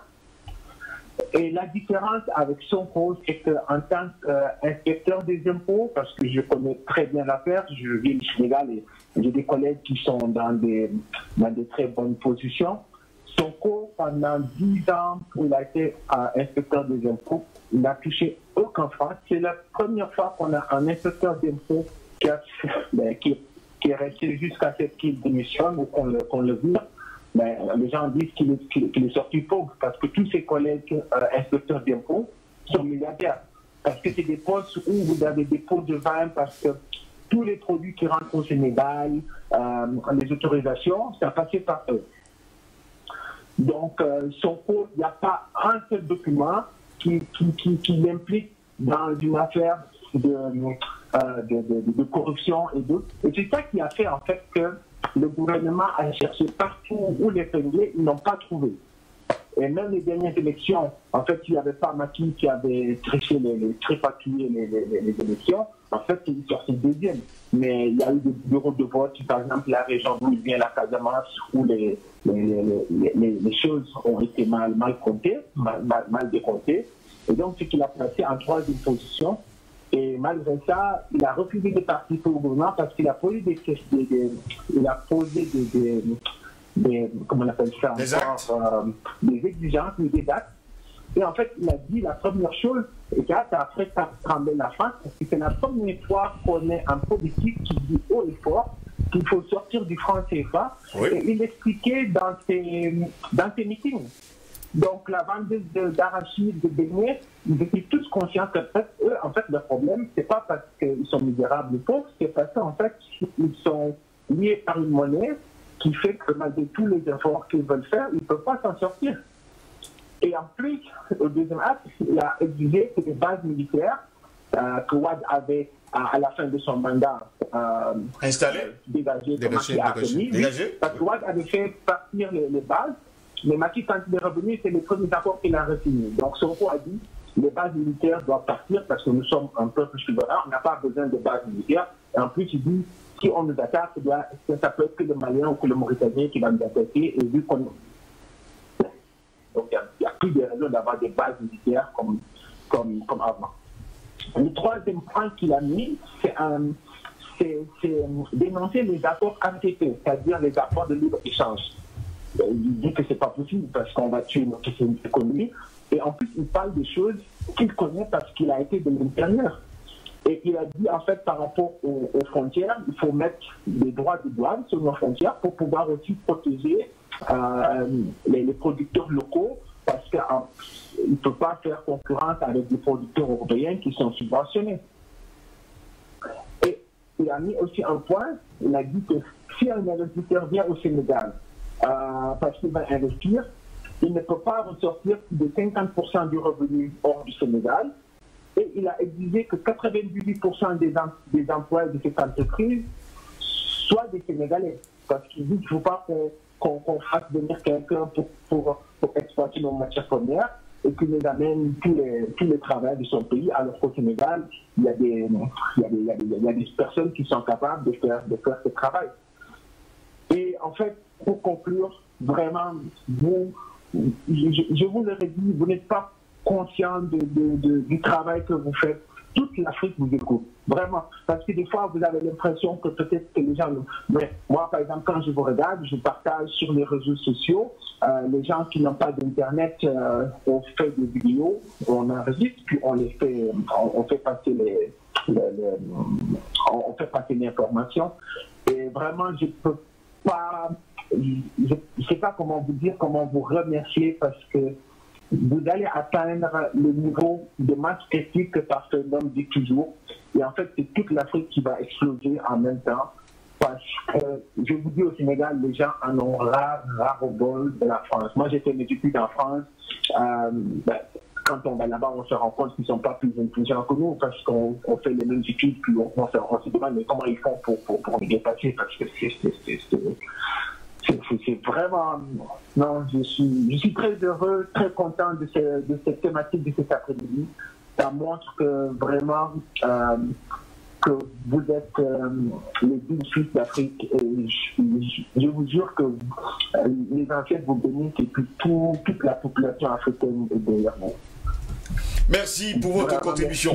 Merci et bon dimanche. Merci. Bon dimanche à vous également et surtout à vous tous qui nous regardez depuis l'Allemagne, précisément depuis Berlin, depuis le Bayern, précisément, Bayern. Toujours au téléphone, ça sonne messieurs, je vais revenir avec vous, c'est l'heure du téléphone. On va commencer justement au téléphone. Allô, bonsoir. Oui, bonsoir mon frère. Comment est-ce qu'on vous appelle? On vous écoute, allons-y. Oui, premièrement pour vous encourager, en particulier, toujours mon grand frère, n'est-ce pas, Pasteur Ndom, celui qui n'a pas de talent à sa poste, et tout le reste là. Bon, vous avez presque tout dit, nous n'avons vraiment plus grand-chose à dire, mais parlant de ce qui se passe au Sénégal en ce moment, nous sommes en train d'atteindre la masse critique, c'est ce que nous cherchons, et quand toute l'Afrique, n'est-ce pas, qui est tout le jeu, n'est-ce pas, de cette fille qui s'appelle la France, n'est-ce pas, quand cette masse critique va atteindre vraiment son frontière, je me dis qu'on se dit que vraiment ça va exploser et la France va déménager en Afrique. Et nous souhaitons la même chose en Afrique et que tous les autres panélistes de temps en temps n'est-ce pas, sur votre plateau, jouer, n'est-ce pas, chercher le plateau au niveau politique. Quand il faut débattre des vrais problèmes qui regardent le pays africain, que la même paire, quand il faut parler du Sénégal, quand il faut parler de la Côte d'Ivoire, ils aient la même paire quand il faudra parler du Cameroun et de la soumission absolue de M. Pontiac vis-à-vis de la France. Seul M. Patrick Tapas et M. Pasteur Ndom et quelques monsieur est là qui ont souvent ce pouvoir de le dire. Nous souhaitons que ce qui se passe au Sénégal, que cela ne se passe partout et nous vous apprécions, nous vous encourageons. N'ayez pas peur, n'ayez pas peur. Dieu est avec vous. C'est l'heure de ne pas de débarrasser, n'est pas le démon de le démon français. Bon courage à vous tous et bonne soirée. Bon dimanche à vous également. Et je rappelle d'ailleurs que vous êtes très nombreux à nous appeler. Le standard reste ouvert. On ne peut qu'avoir un seul appel. On ne peut pas vous avoir tous en même temps. Donc, vous avez l'opportunité de nous appeler. C'est votre heure. D'ailleurs, je vais commencer à lire les messages. Bonsoir le plateau des Panafricains. Merci pour l'éveil de conscience. Non, au téléphone, ça continue à sonner. Allô, bonsoir. Oui, allô. Oui, bonsoir. Comment est-ce qu'on vous appelle? Moi, je m'appelle Ali, je suis sénégalais. Oui, on vous écoute. Et je suis au Japon. Baissez le volume de votre téléviseur. Hein. Baissez le volume de votre téléviseur. Vous pourrez nous avoir plus facilement. Comme ça, on aura une bonne fluidité dans la communication. Allô? Bah. Ça va? Ça passe au Sénégal, oui, allô? Oui, on vous écoute. Maintenant, on vous écoute parfaitement.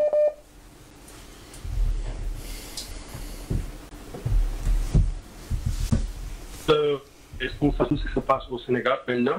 Parce que... Le Japon, c'est loin. Le Japon, c'est vraiment loin. Des problèmes de communication avec cet appelant. Il faut préciser par ailleurs qu'il nous appelle depuis le Japon et qui lui également est sénégalais. Le standard reste et demeure ouvert. Vous pouvez nous appeler aussi facilement que possible. Allô, téléphone, bonsoir. Allô, bonsoir.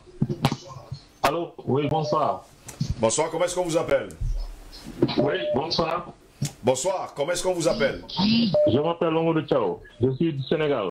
Du Sénégal, on vous écoute. Oui,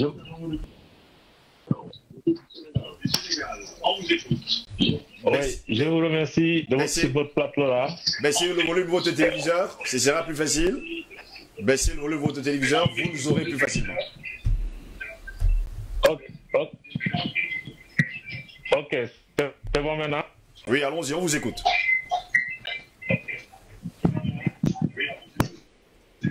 Voilà, donc je dis que vous faites un bon travail. Je vous suis depuis quelque temps. J'ai découvert votre télévision aux environs de la fin de l'année 2020.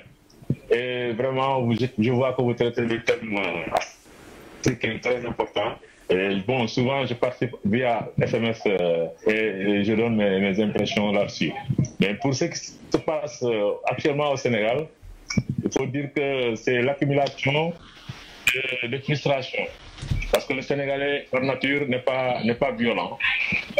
Mais c'est parce que actuellement le peuple n'a plus le cadre d'expression. C'est pour cela que ça s'est fait dans la rue. Mais si on les avait permis, par exemple, à travers les radios ou bien des télévisions comme la vôtre, alors ça de contenancer ce que veulent dire les jeunes et essayer de trouver des solutions ensemble, de parler des problèmes qui préoccupent le peuple et de trouver des solutions. Mais si vraiment on ne veut pas écouter, parce que simplement vous croyez qu'ils sont contre vos agissements, là c'est carrément les mettre en dehors de ce que vous voulez faire, et c'est ça que le peuple ne peut pas accepter. Donc moi je crois que pour gouverner ici actuellement en Afrique, il faut impliquer le peuple et l'écouter. C'est pas dire qu'il faut donner le peuple, il faut donner à tout un chacun de forcer, par exemple, ce qu'il veut faire, mais de les écouter et de prendre en compte leurs préoccupations. Parce que depuis 2012, on est en train de donner des tares, d'expliquer des choses qui ne se passent pas correctement. Donc, il était normal que le chef devant des gens, il y a des financements qu'on dit que ça s'est passé, ce n'est pas normal du tout. Il fallait donner des explications. Mais à chaque fois, le peuple crie sur quelque chose, il voit concrètement que c'est vrai. Par exemple, à propos de terre, de grand investissement, on parle de milliers d'euros. Et le peuple, donc il y a des problèmes. Il faut tout simplement donner des explications qui pourraient au moins apaiser l'amertume des peuples. Donc ça, c'est ce que j'ai à dire. Et je vous remercie encore. Je vois que en tout cas, je souhaite que l'Afrique ait des télévisions comme la vôtre et aussi organise des panels comme ceux que j'ai entendu parler sur votre compatriote Paul est là, il serait intéressant qu'il se déplace souvent pour aller dans d'autres pays et faire des conférences de ce genre. Parce que c'est comme ça que les peuples peuvent être conscientisés et ne pas agir dans la violence ou bien dans la subversion. C'est-à-dire agir consciencieusement, savoir que c'est ça que le peuple a besoin pour le faire. On n'aura pas besoin de violence, on aura juste besoin d'intelligence pour agir de la manière la plus correcte. Merci en tout cas et bonne journée. Je suis Momo Thiao du Sénégal. Et oui, c'est Momo Thiao du Sénégal. Merci également d'avoir été des nôtres cet après-midi. Momo Thiao du Sénégal. Vous êtes très nombreux d'ailleurs à nous regarder depuis le Sénégal. N'oublions pas également que Africa Revival et sans oublier les universités panafricaines, c'est la 2e édition avec votre concours, votre modeste contribution. Nous irons justement dans les autres pays du monde pour conscientiser tous les Africains. Toujours au téléphone, ils sont d'ailleurs très nombreux à nous appeler cet après-midi. Au téléphone, ça sonne. Allô, bonsoir. Oui, bonsoir, c'est Moto depuis la Suisse. Moto depuis la Suisse, on vous écoute. Oui, bonsoir. Un salut à tous les panélistes. Je suis éventuellement donc le thématique du sujet avec un grand intérêt. Après, il y a quelque chose qui tourne en fait dans ma tête. Je me demande, est-ce que la question en fait ne relance pas le débat sur l'alternance au pouvoir en Afrique? Parce qu'on a l'impression, et je pense que c'est Paul-là qu'il a développé tout à l'heure, et je pense que c'était être triple A, c'est qu'au début, on a souvent des politiciens qui viennent en fait nous présenter un visage panafricaniste, un visage de changement, mais après, à un moment donné, on voit un tout autre visage. Je pense que c'est un peu ça encore en Afrique. Donc, la question peut-être que moi je me pose par rapport à ça, c'est est-ce que être panafricaniste, en fait, ne serait pas un outil de propagande électorale? C'est-à-dire que moi, je peux venir, là, je fais tout ça du panafricanisme, je vais changer l'Afrique ou l'Afrique et tout. Et après, à un certain moment, lorsqu'il faudra défendre les intérêts des Africains, si le peuple s'élève par rapport à certaines ingérences extérieures, j'agis autrement. Ça veut dire que quelque part, je ne suis pas à fond dans le, on va dire, pour remettre l'Afrique en fait les rails. Donc, pour moi, ça relance un peu ces débats. C'est très difficile en fait. Moi, je trouve que c'est très difficile à percevoir en fait quel est vraiment le leader politique qui est prêt à mourir pour l'Afrique. Quel est le leader politique qui est prêt à se sacrifier pour l'Afrique? Est-ce que c'est une question de temps? Est-ce que c'est une question d'analyse sur certains comportements? Est-ce que c'est une question d'idée? Est-ce que c'est une question peut-être d'origine? Donc, pour moi, c'est assez complexe parce qu'avec une petite mathématique, on se demande, oui, mais à un moment donné, peut-être qu'il aurait pu demander aux jeunes, en fait, au physique, moi, c'est ce qui ne va pas. Et ensuite, il n'y a rien de comme ça, il y a complètement à l'oppression. Bon, les gars, peut-être, ils veulent éliminer directement les produits. Et tout à l'heure, dans la semaine, il faut insister, il faut que les gens vraiment dans un cas désolé et qu'ils atteignent que ferme le temps.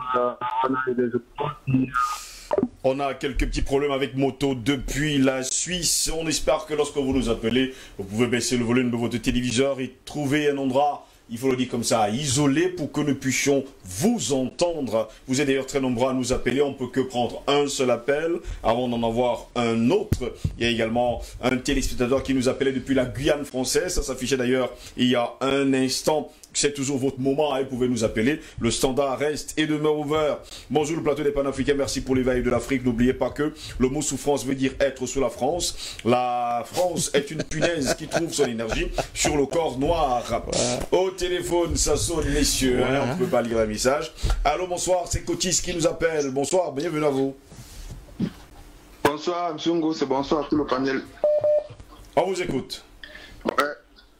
J'appelle parce que en fait, la problématique du Sénégal, c'est la même problématique qu'on a en Afrique, quoi. Oui. On se rend compte aujourd'hui, quand il y a un homme politique qui a vraiment les convictions et qui veut vraiment bagarrer pour son peuple, le système en place fait tout pour lui écarter de ça. contrairement à certains idiots utiles qu'on a en politique chez nous. Parce que comme disait le frère tout à l'heure, il y a des gens qui viennent en politique juste pour se remplir les poches. On se rend compte qu'aujourd'hui, il y a des fémans parce qu'ils ont accumulé un certain nombre de capital. Ils viennent se mettre en politique parce qu'ils vont corrompre les gens qui ont faim. Et ça fait que les vrais gens vraiment qui ont des convictions, qui ont l'amour pour leur peuple, n'ont pas suffisamment de moyens pour pouvoir défendre les intérêts du peuple, on les met de côté. Donc c'est le vrai problème qu'on a aujourd'hui. On voit donc au Sénégal que la France, sous la couverture de Macky Sall, tue ses opposants. C'est exactement la même chose qu'on fait en Europe. En Europe, quand tu commences à déranger, on te colle les problèmes de viol. C'est ce qu'il dit ici en permanence. Quand tu commences à déranger, on te colle les problèmes de viol, on te traite de tous les noms d'oiseaux, toutes les discrédibilités autour de la communauté, autour du peuple. On fait tout avec les médias qu'ils ont. Et donc, on trouve un jeune comme Sonko, comme ça, là, c'est quelqu'un qui il a une vision différente de la politique vis-à-vis de certains politiciens qu'on a toujours eu depuis. Il a une vision différente. Il a vraiment l'amour pour le peuple. Il est jeune, il aspire vraiment aux besoins de ce peuple-là. Donc on fait tout pour l'écarter. Et maintenant, on va mettre les idiots utiles au système, on va mettre les idiots utiles des politiciens qu'on maîtrise. On sait ce qu'ils vont faire, on sait où ils vont. C'est exactement le même problème qu'on a. C'est le même problème qu'on a en Afrique. Il faut qu'on essaie. C'est pour ça qu'il dit dans les plateaux, vos plateaux, on a les vrais politiciens là-bas. Pour moi, c'est ça, les patins d'hommes, les Paul et là, les triples A, même Bungo. C'est vous qui devez représenter le peuple à l'Assemblée nationale. Parce qu'on va mettre les gars à l'Assemblée nationale qui, le problème du CFA, ils ne savent même pas. Ils ne savent même pas. Et ce sont eux qui vont nous représenter. Ça fait qu'on va faire du surplace. En permanence, on va faire du surplace. Le peuple va lutter. Mais quand ils vont vraiment atteindre l'objectif, les politiciens vont trafiquer leurs efforts. C'est ce qu'on vit chez nous. Au bout d'un moment, il faut que les gens s'engagent. Il faut que les gens qui sont éveillés, les gars qui ont vraiment les arguments pour pouvoir défendre le peuple, s'engagent. C'est tout. Il faut que l'Assemblée nationale soit représentative du peuple. On ne peut pas avoir... Quand je rentre dans ma Tambaka, tu vois le député, mais tu te dis, mais c'est celui-là qui va défendre les gens. Tu pars à gauche, tu les vois, c'est tous des gars, c'est des fémans. C'est des gens que les autres bandits les ont mis là-bas et ils protègent les intérêts de ces gens-là. Mais ils ne savent rien du peuple et en plus, ils sont archi déconnectés de la réalité.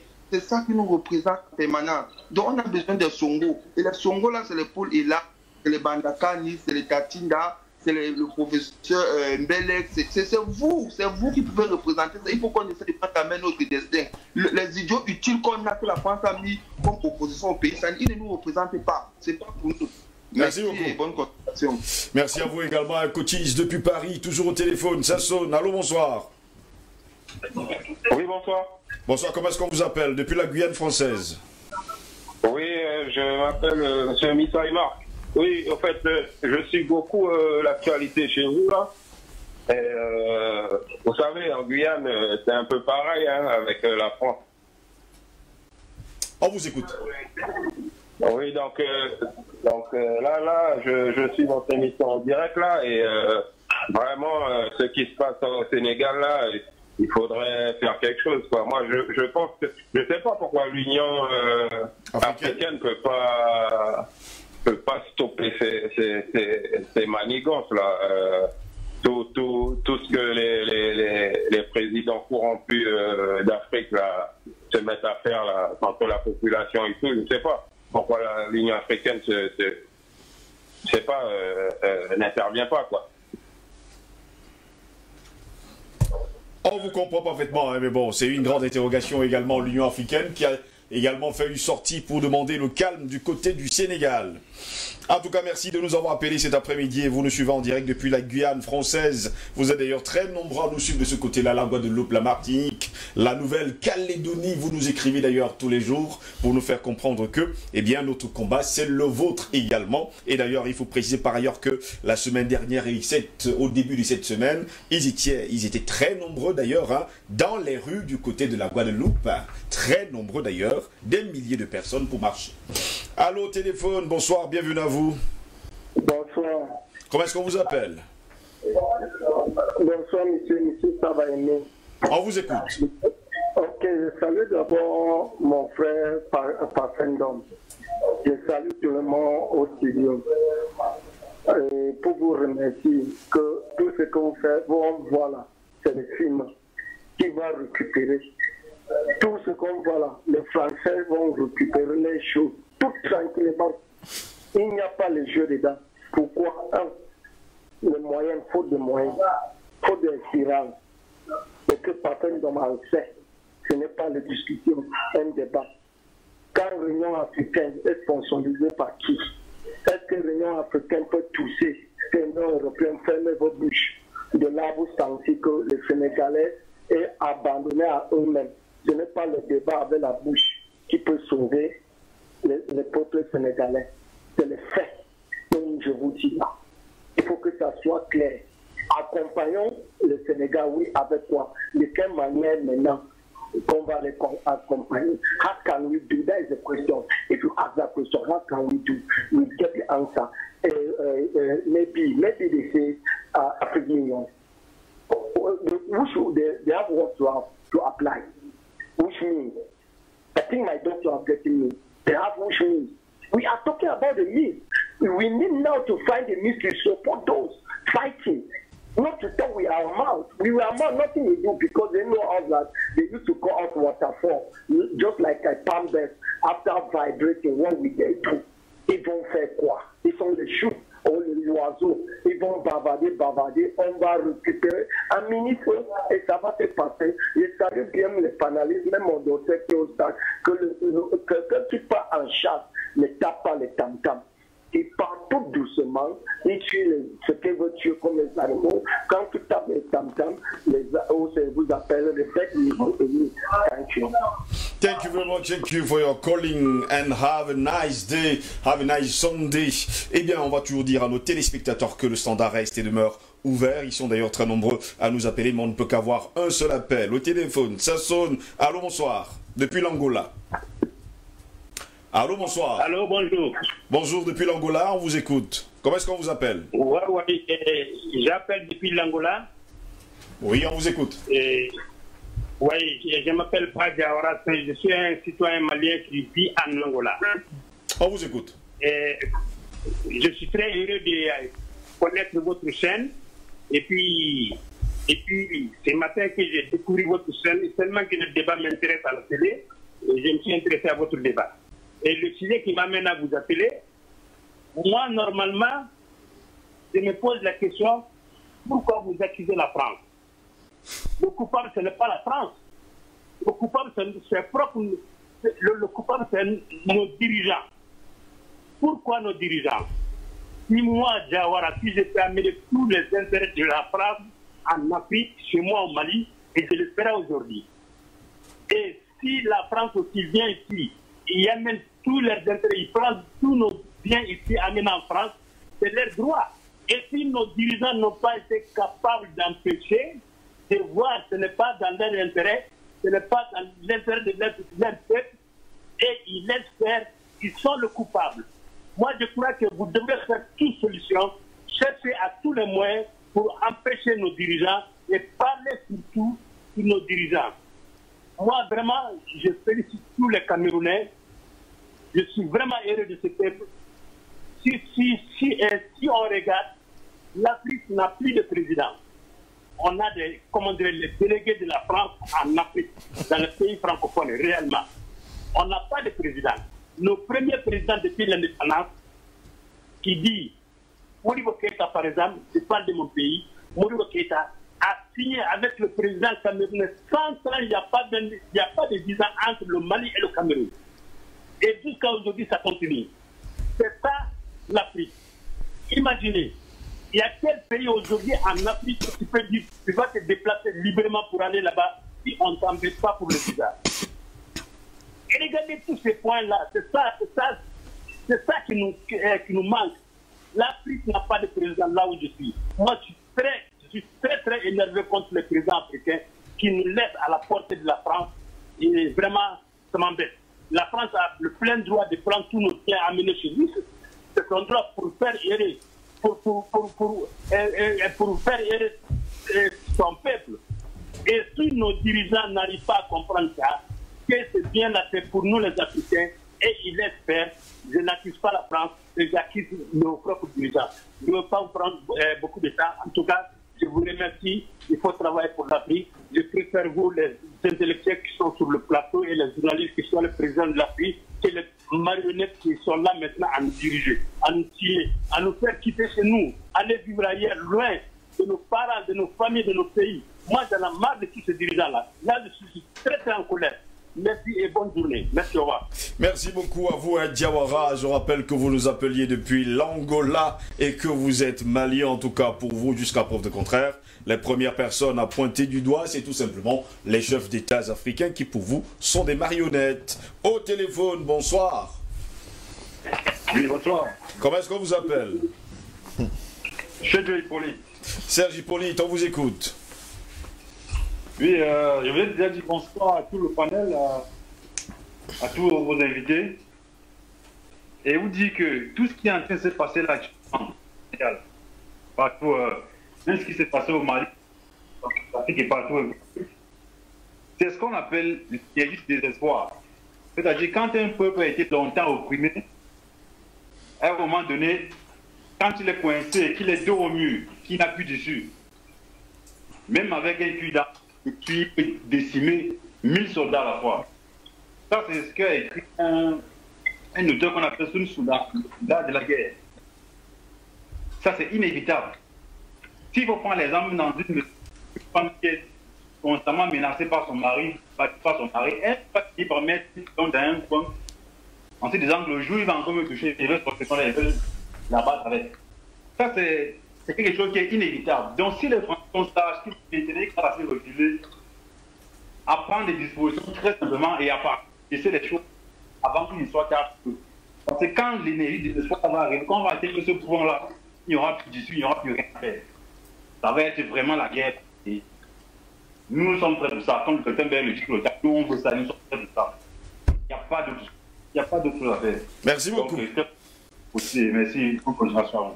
Merci également à vous qui nous appeliez depuis la France cet après-midi. Vous êtes très nombreux à nous écrire. Je ne sais pas si je pourrai lire les messages parce qu'il ne manque plus que 20 minutes pour sortir de cette autre édition de Feu Vert. Nous sommes le 7 mars de l'an de grâce 2021. Tout à l'heure, Patient Parfait, dont vous aviez la parole et vous reveniez justement sur ce qui se passe actuellement au Sénégal. C'est vrai également que plusieurs de nos téléspectateurs nous ont appelés pour nous encourager, pour faire comprendre qu'on est en train d'atteindre aujourd'hui la masse critique. Et lorsque cette masse critique sera atteinte, d'ailleurs, sur tout le continent africain, eh bien, l'Afrique va exploser et la France n'aura qu'un seul choix, rentrer chez elle. Non, mais de toute façon, c'est pratiquement inscrit dans l'ordre des choses. Je vous avais dit, j'ai rappelé sur ce plateau, j'insiste, c'est pour cela que je continue de faire un plaidoyer pour ce que j'appelle l'union politique de notre continent. Parce que quand on prenait l'Afrique francophone, l'Afrique dite francophone, du Sénégal, qui a des problèmes aujourd'hui pratiquement jusqu'au Congo, ce sont les mêmes réalités. Ce sont les mêmes réalités, pas conjoncturelles, mais structurelles, sur tous les plans, économiques, social, politique, culturel, ce sont les mêmes réalités.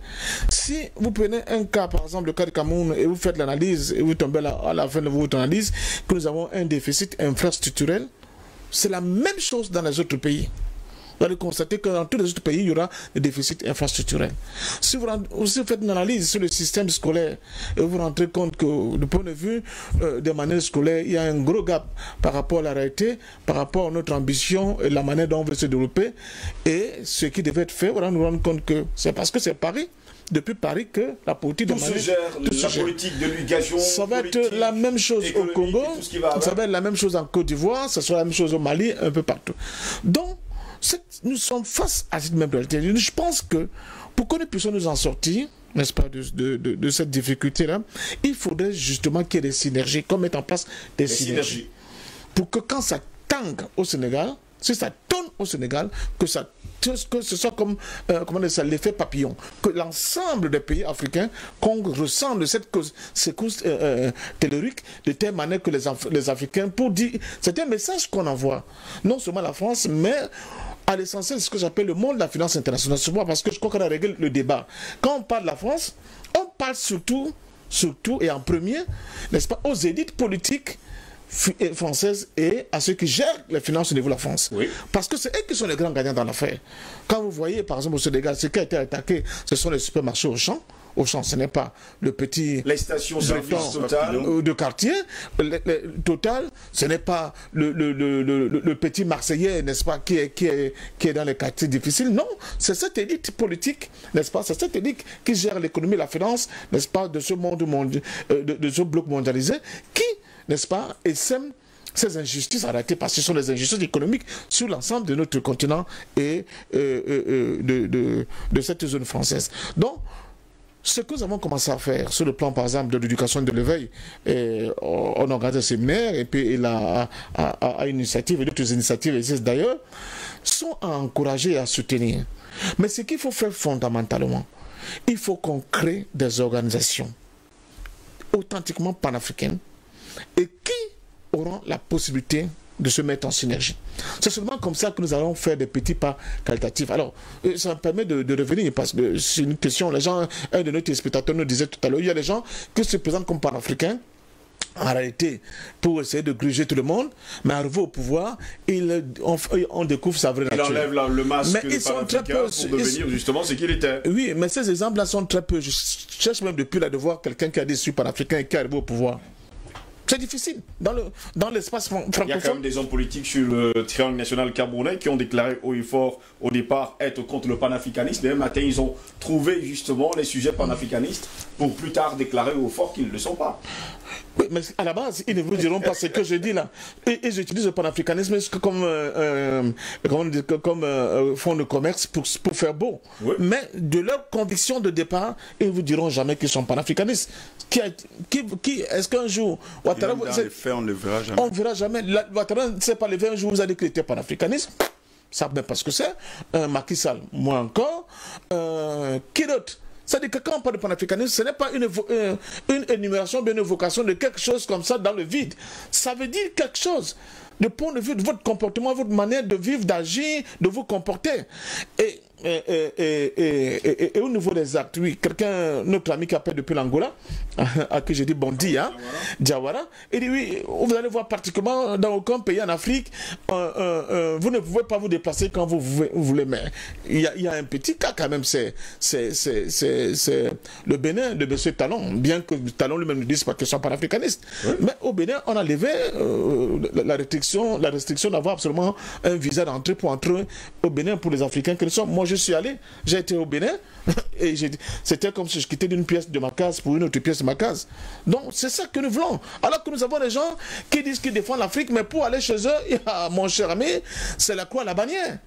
Vous voyez? Donc, c'est cet ensemble de choses. Et je suis d'accord en disant que c'est la jeunesse africaine aujourd'hui qui doit prendre à bras le corps cette affaire-là. Et je fustige de nouveau cette jeunesse qui ne voit pas où sont ses intérêts. Je vois des jeunes, ils sont comme ça là, devant les grands écrans de télévision. Je dis, ils font quoi? On me dit, regarde un match de football parce qu'ils ont parié. Tout le monde est dans le bête quelque chose. Bête ceci, bête cela, bête ceci. On est en train de ne pas comprendre que... Mais c'est parce que nous entretenons l'économie des pays occidentaux dans le domaine des jeux qu'ils ont déjà bien organisé. Et nous, qui va organiser le domaine des jeux chez nous? Le Cameroun vient d'acquérir de très beaux stades, d'accord. Mais comment on va faire pour avoir un championnat de qualité capable, n'est-ce pas, d'entretenir tout ce pan de l'économie? Est-ce que c'est en regardant ailleurs? C'est en parlant sur les matchs de Barcelone contre je ne sais pas qui? Donc, ça, c'est la première chose. La seconde chose, c'est ce refus de notre jeunesse, une partie de notre jeunesse, heureusement toute la jeunesse n'est pas à mettre dans le même paquet, mais une frange de notre jeunesse, de se dire, ah la politique, moi, je ne veux pas faire la politique, ça je ne m'intéresse pas. Mais il se trompe, parce que ne pas faire la politique, c'est la faire, mais d'une autre manière, parce qu'elle va te faire, forcément. Ne pas s'intéresser aux questions brûlantes de l'Afrique aujourd'hui en disant « Ah, c'est vous les longs crayons là-bas », alors que ce n'a rien du tout d'une affaire de longs crayons, c'est ne pas comprendre le sens des enjeux. Donc, si on va aller au pas de course, plus que 14 minutes, allons-y. Oui, non, je suis par là pour dire que je suis conscient du fait que le travail que vous abattez, qu'on abat tous sur ce plateau, il va finir par porter des fruits. Il va finir par porter des fruits. C'était un esclavagiste, non, un raciste, Victor Hugo. Un raciste, ça, c'est tout le monde le sait, c'est un secret de polichinelle. On appelle ça les Russes de l'histoire, apparemment. Mais c'est lui qui a déclaré que rien n'est plus puissant qu'une idée dont le moment est venu. Depuis qu'on tourne sur la question de il faut tout faire pour faire gonfler cette masse critique africaine, les gens nous prenaient pour des rêveurs. Quand on s'est attaqué au franc CFA, ils nous ont appelés des aboyeurs. Mais les faits au quotidien pour les jeunes africains démontrent aujourd'hui qu'ils n'ont pas d'autre, ils ne pourront pas faire d'économie, n'est-ce pas? Ils ne pourront pas faire se défausser par rapport à ces responsabilités. Nous sommes obligés de mener ce combat. Et effectivement, Mbelek, docteur Mbelek, ce combat-là va nous conduire à la guerre, à la vraie guerre contre ces États-là, ces individus-là, ces clubs, ces oligarchies qui refusent de donner leur souveraineté à l'Afrique. J'ai dit à l'entame de mon propos que l'une des premières loges maçonniques en Afrique dite francophone, c'est... Elle est née au Sénégal.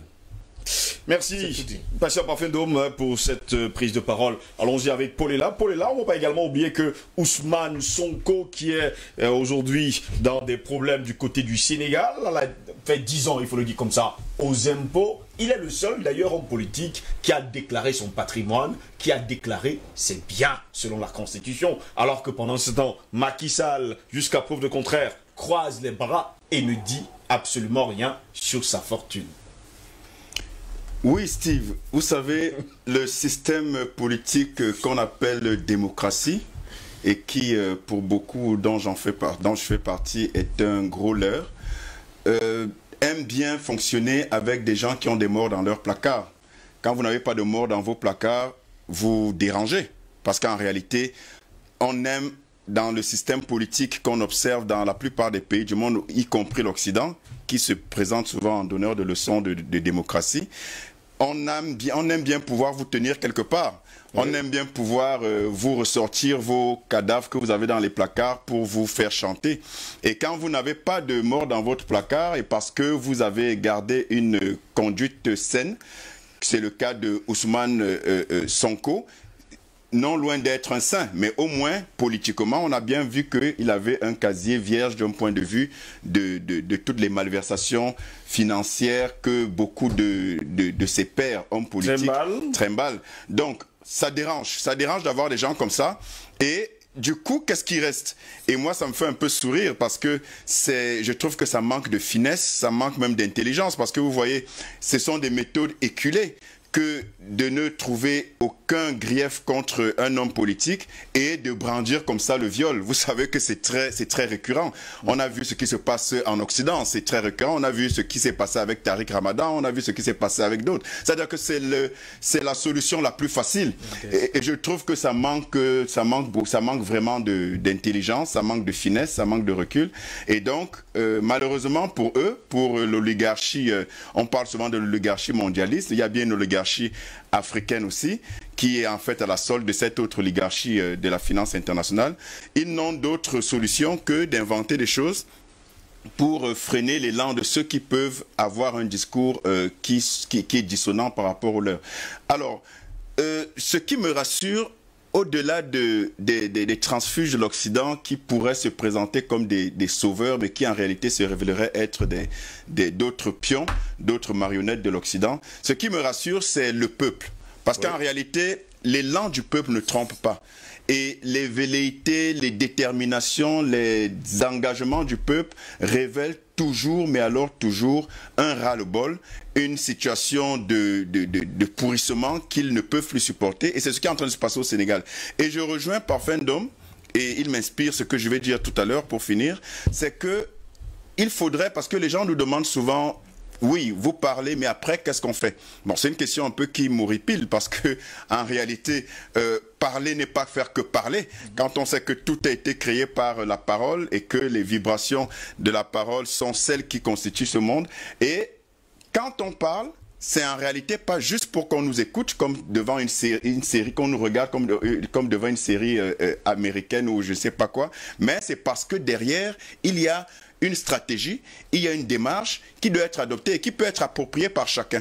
Alors, pour terminer, je retrouve Parfendome, parce que c'est très intéressant et très important, c'est que quand les Africains, parlant de poser des actes concrets à un niveau individuel, quand quelque chose se passe dans un pays africain comme le Sénégal, comme le Mali, comme la Centrafrique, il est impératif que ça concerne tous les Africains et que ce soit une mobilisation systématique et automatique de la part des Africains pour que le problème du Sénégalais soit le problème du Camerounais, que le problème du Malien soit le problème du Tchadien, que le problème du Nigérien soit le problème du Centrafricain et ainsi de suite. Ce n'est que comme ça, et je suis très content quand j'entends des gens qui appellent de partout, de différents pays, de pays africains, pour se mobiliser et dire qu'ils sont faits et causes pour la situation au Sénégal. Donc, moi je pense que concrètement, soyons unis. On parle d'unité et vraiment, je termine.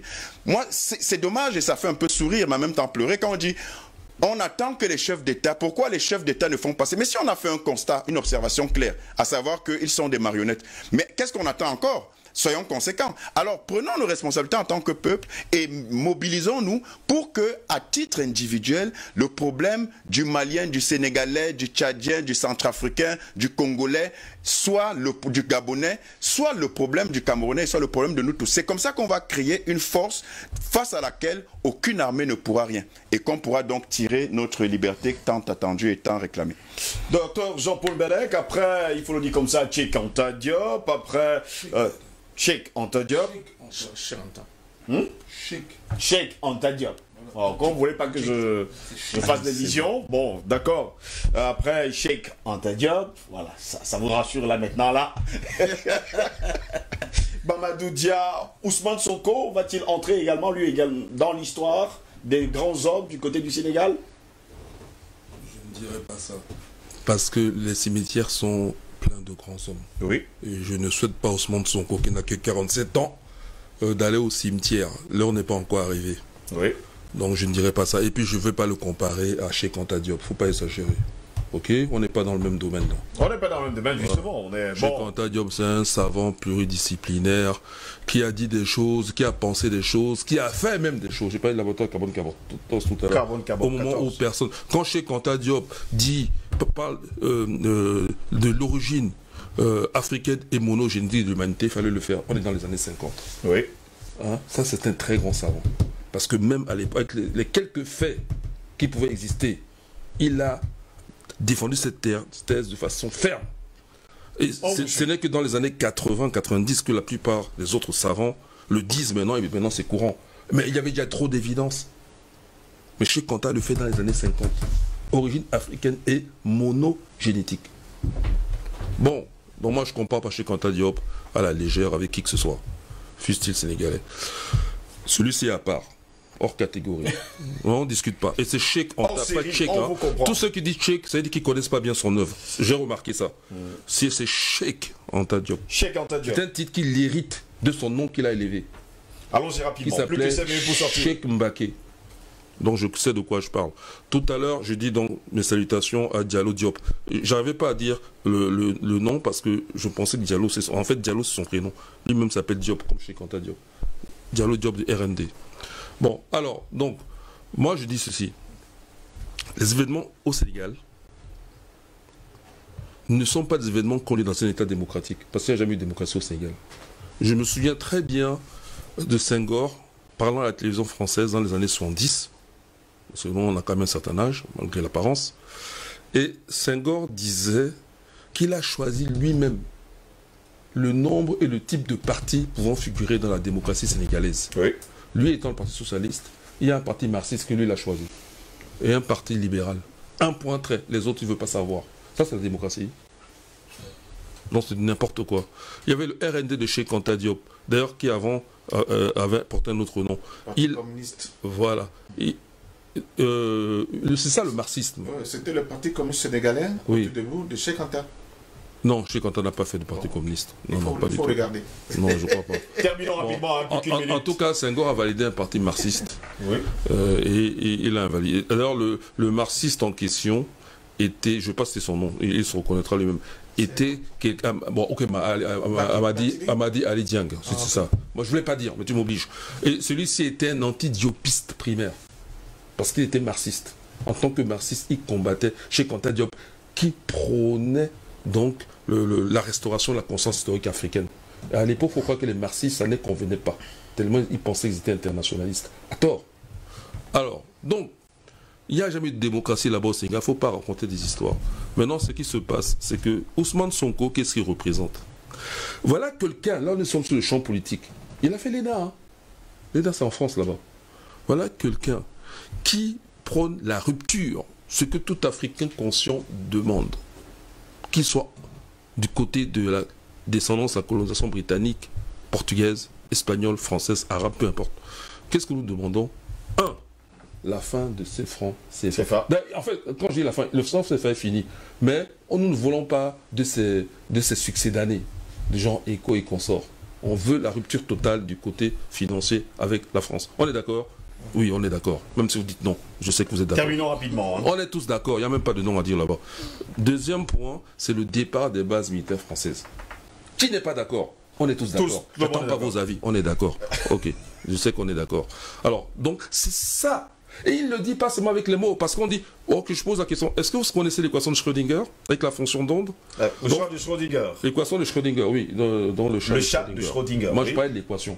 Oui. Mais le chat dans l'équation. Voilà.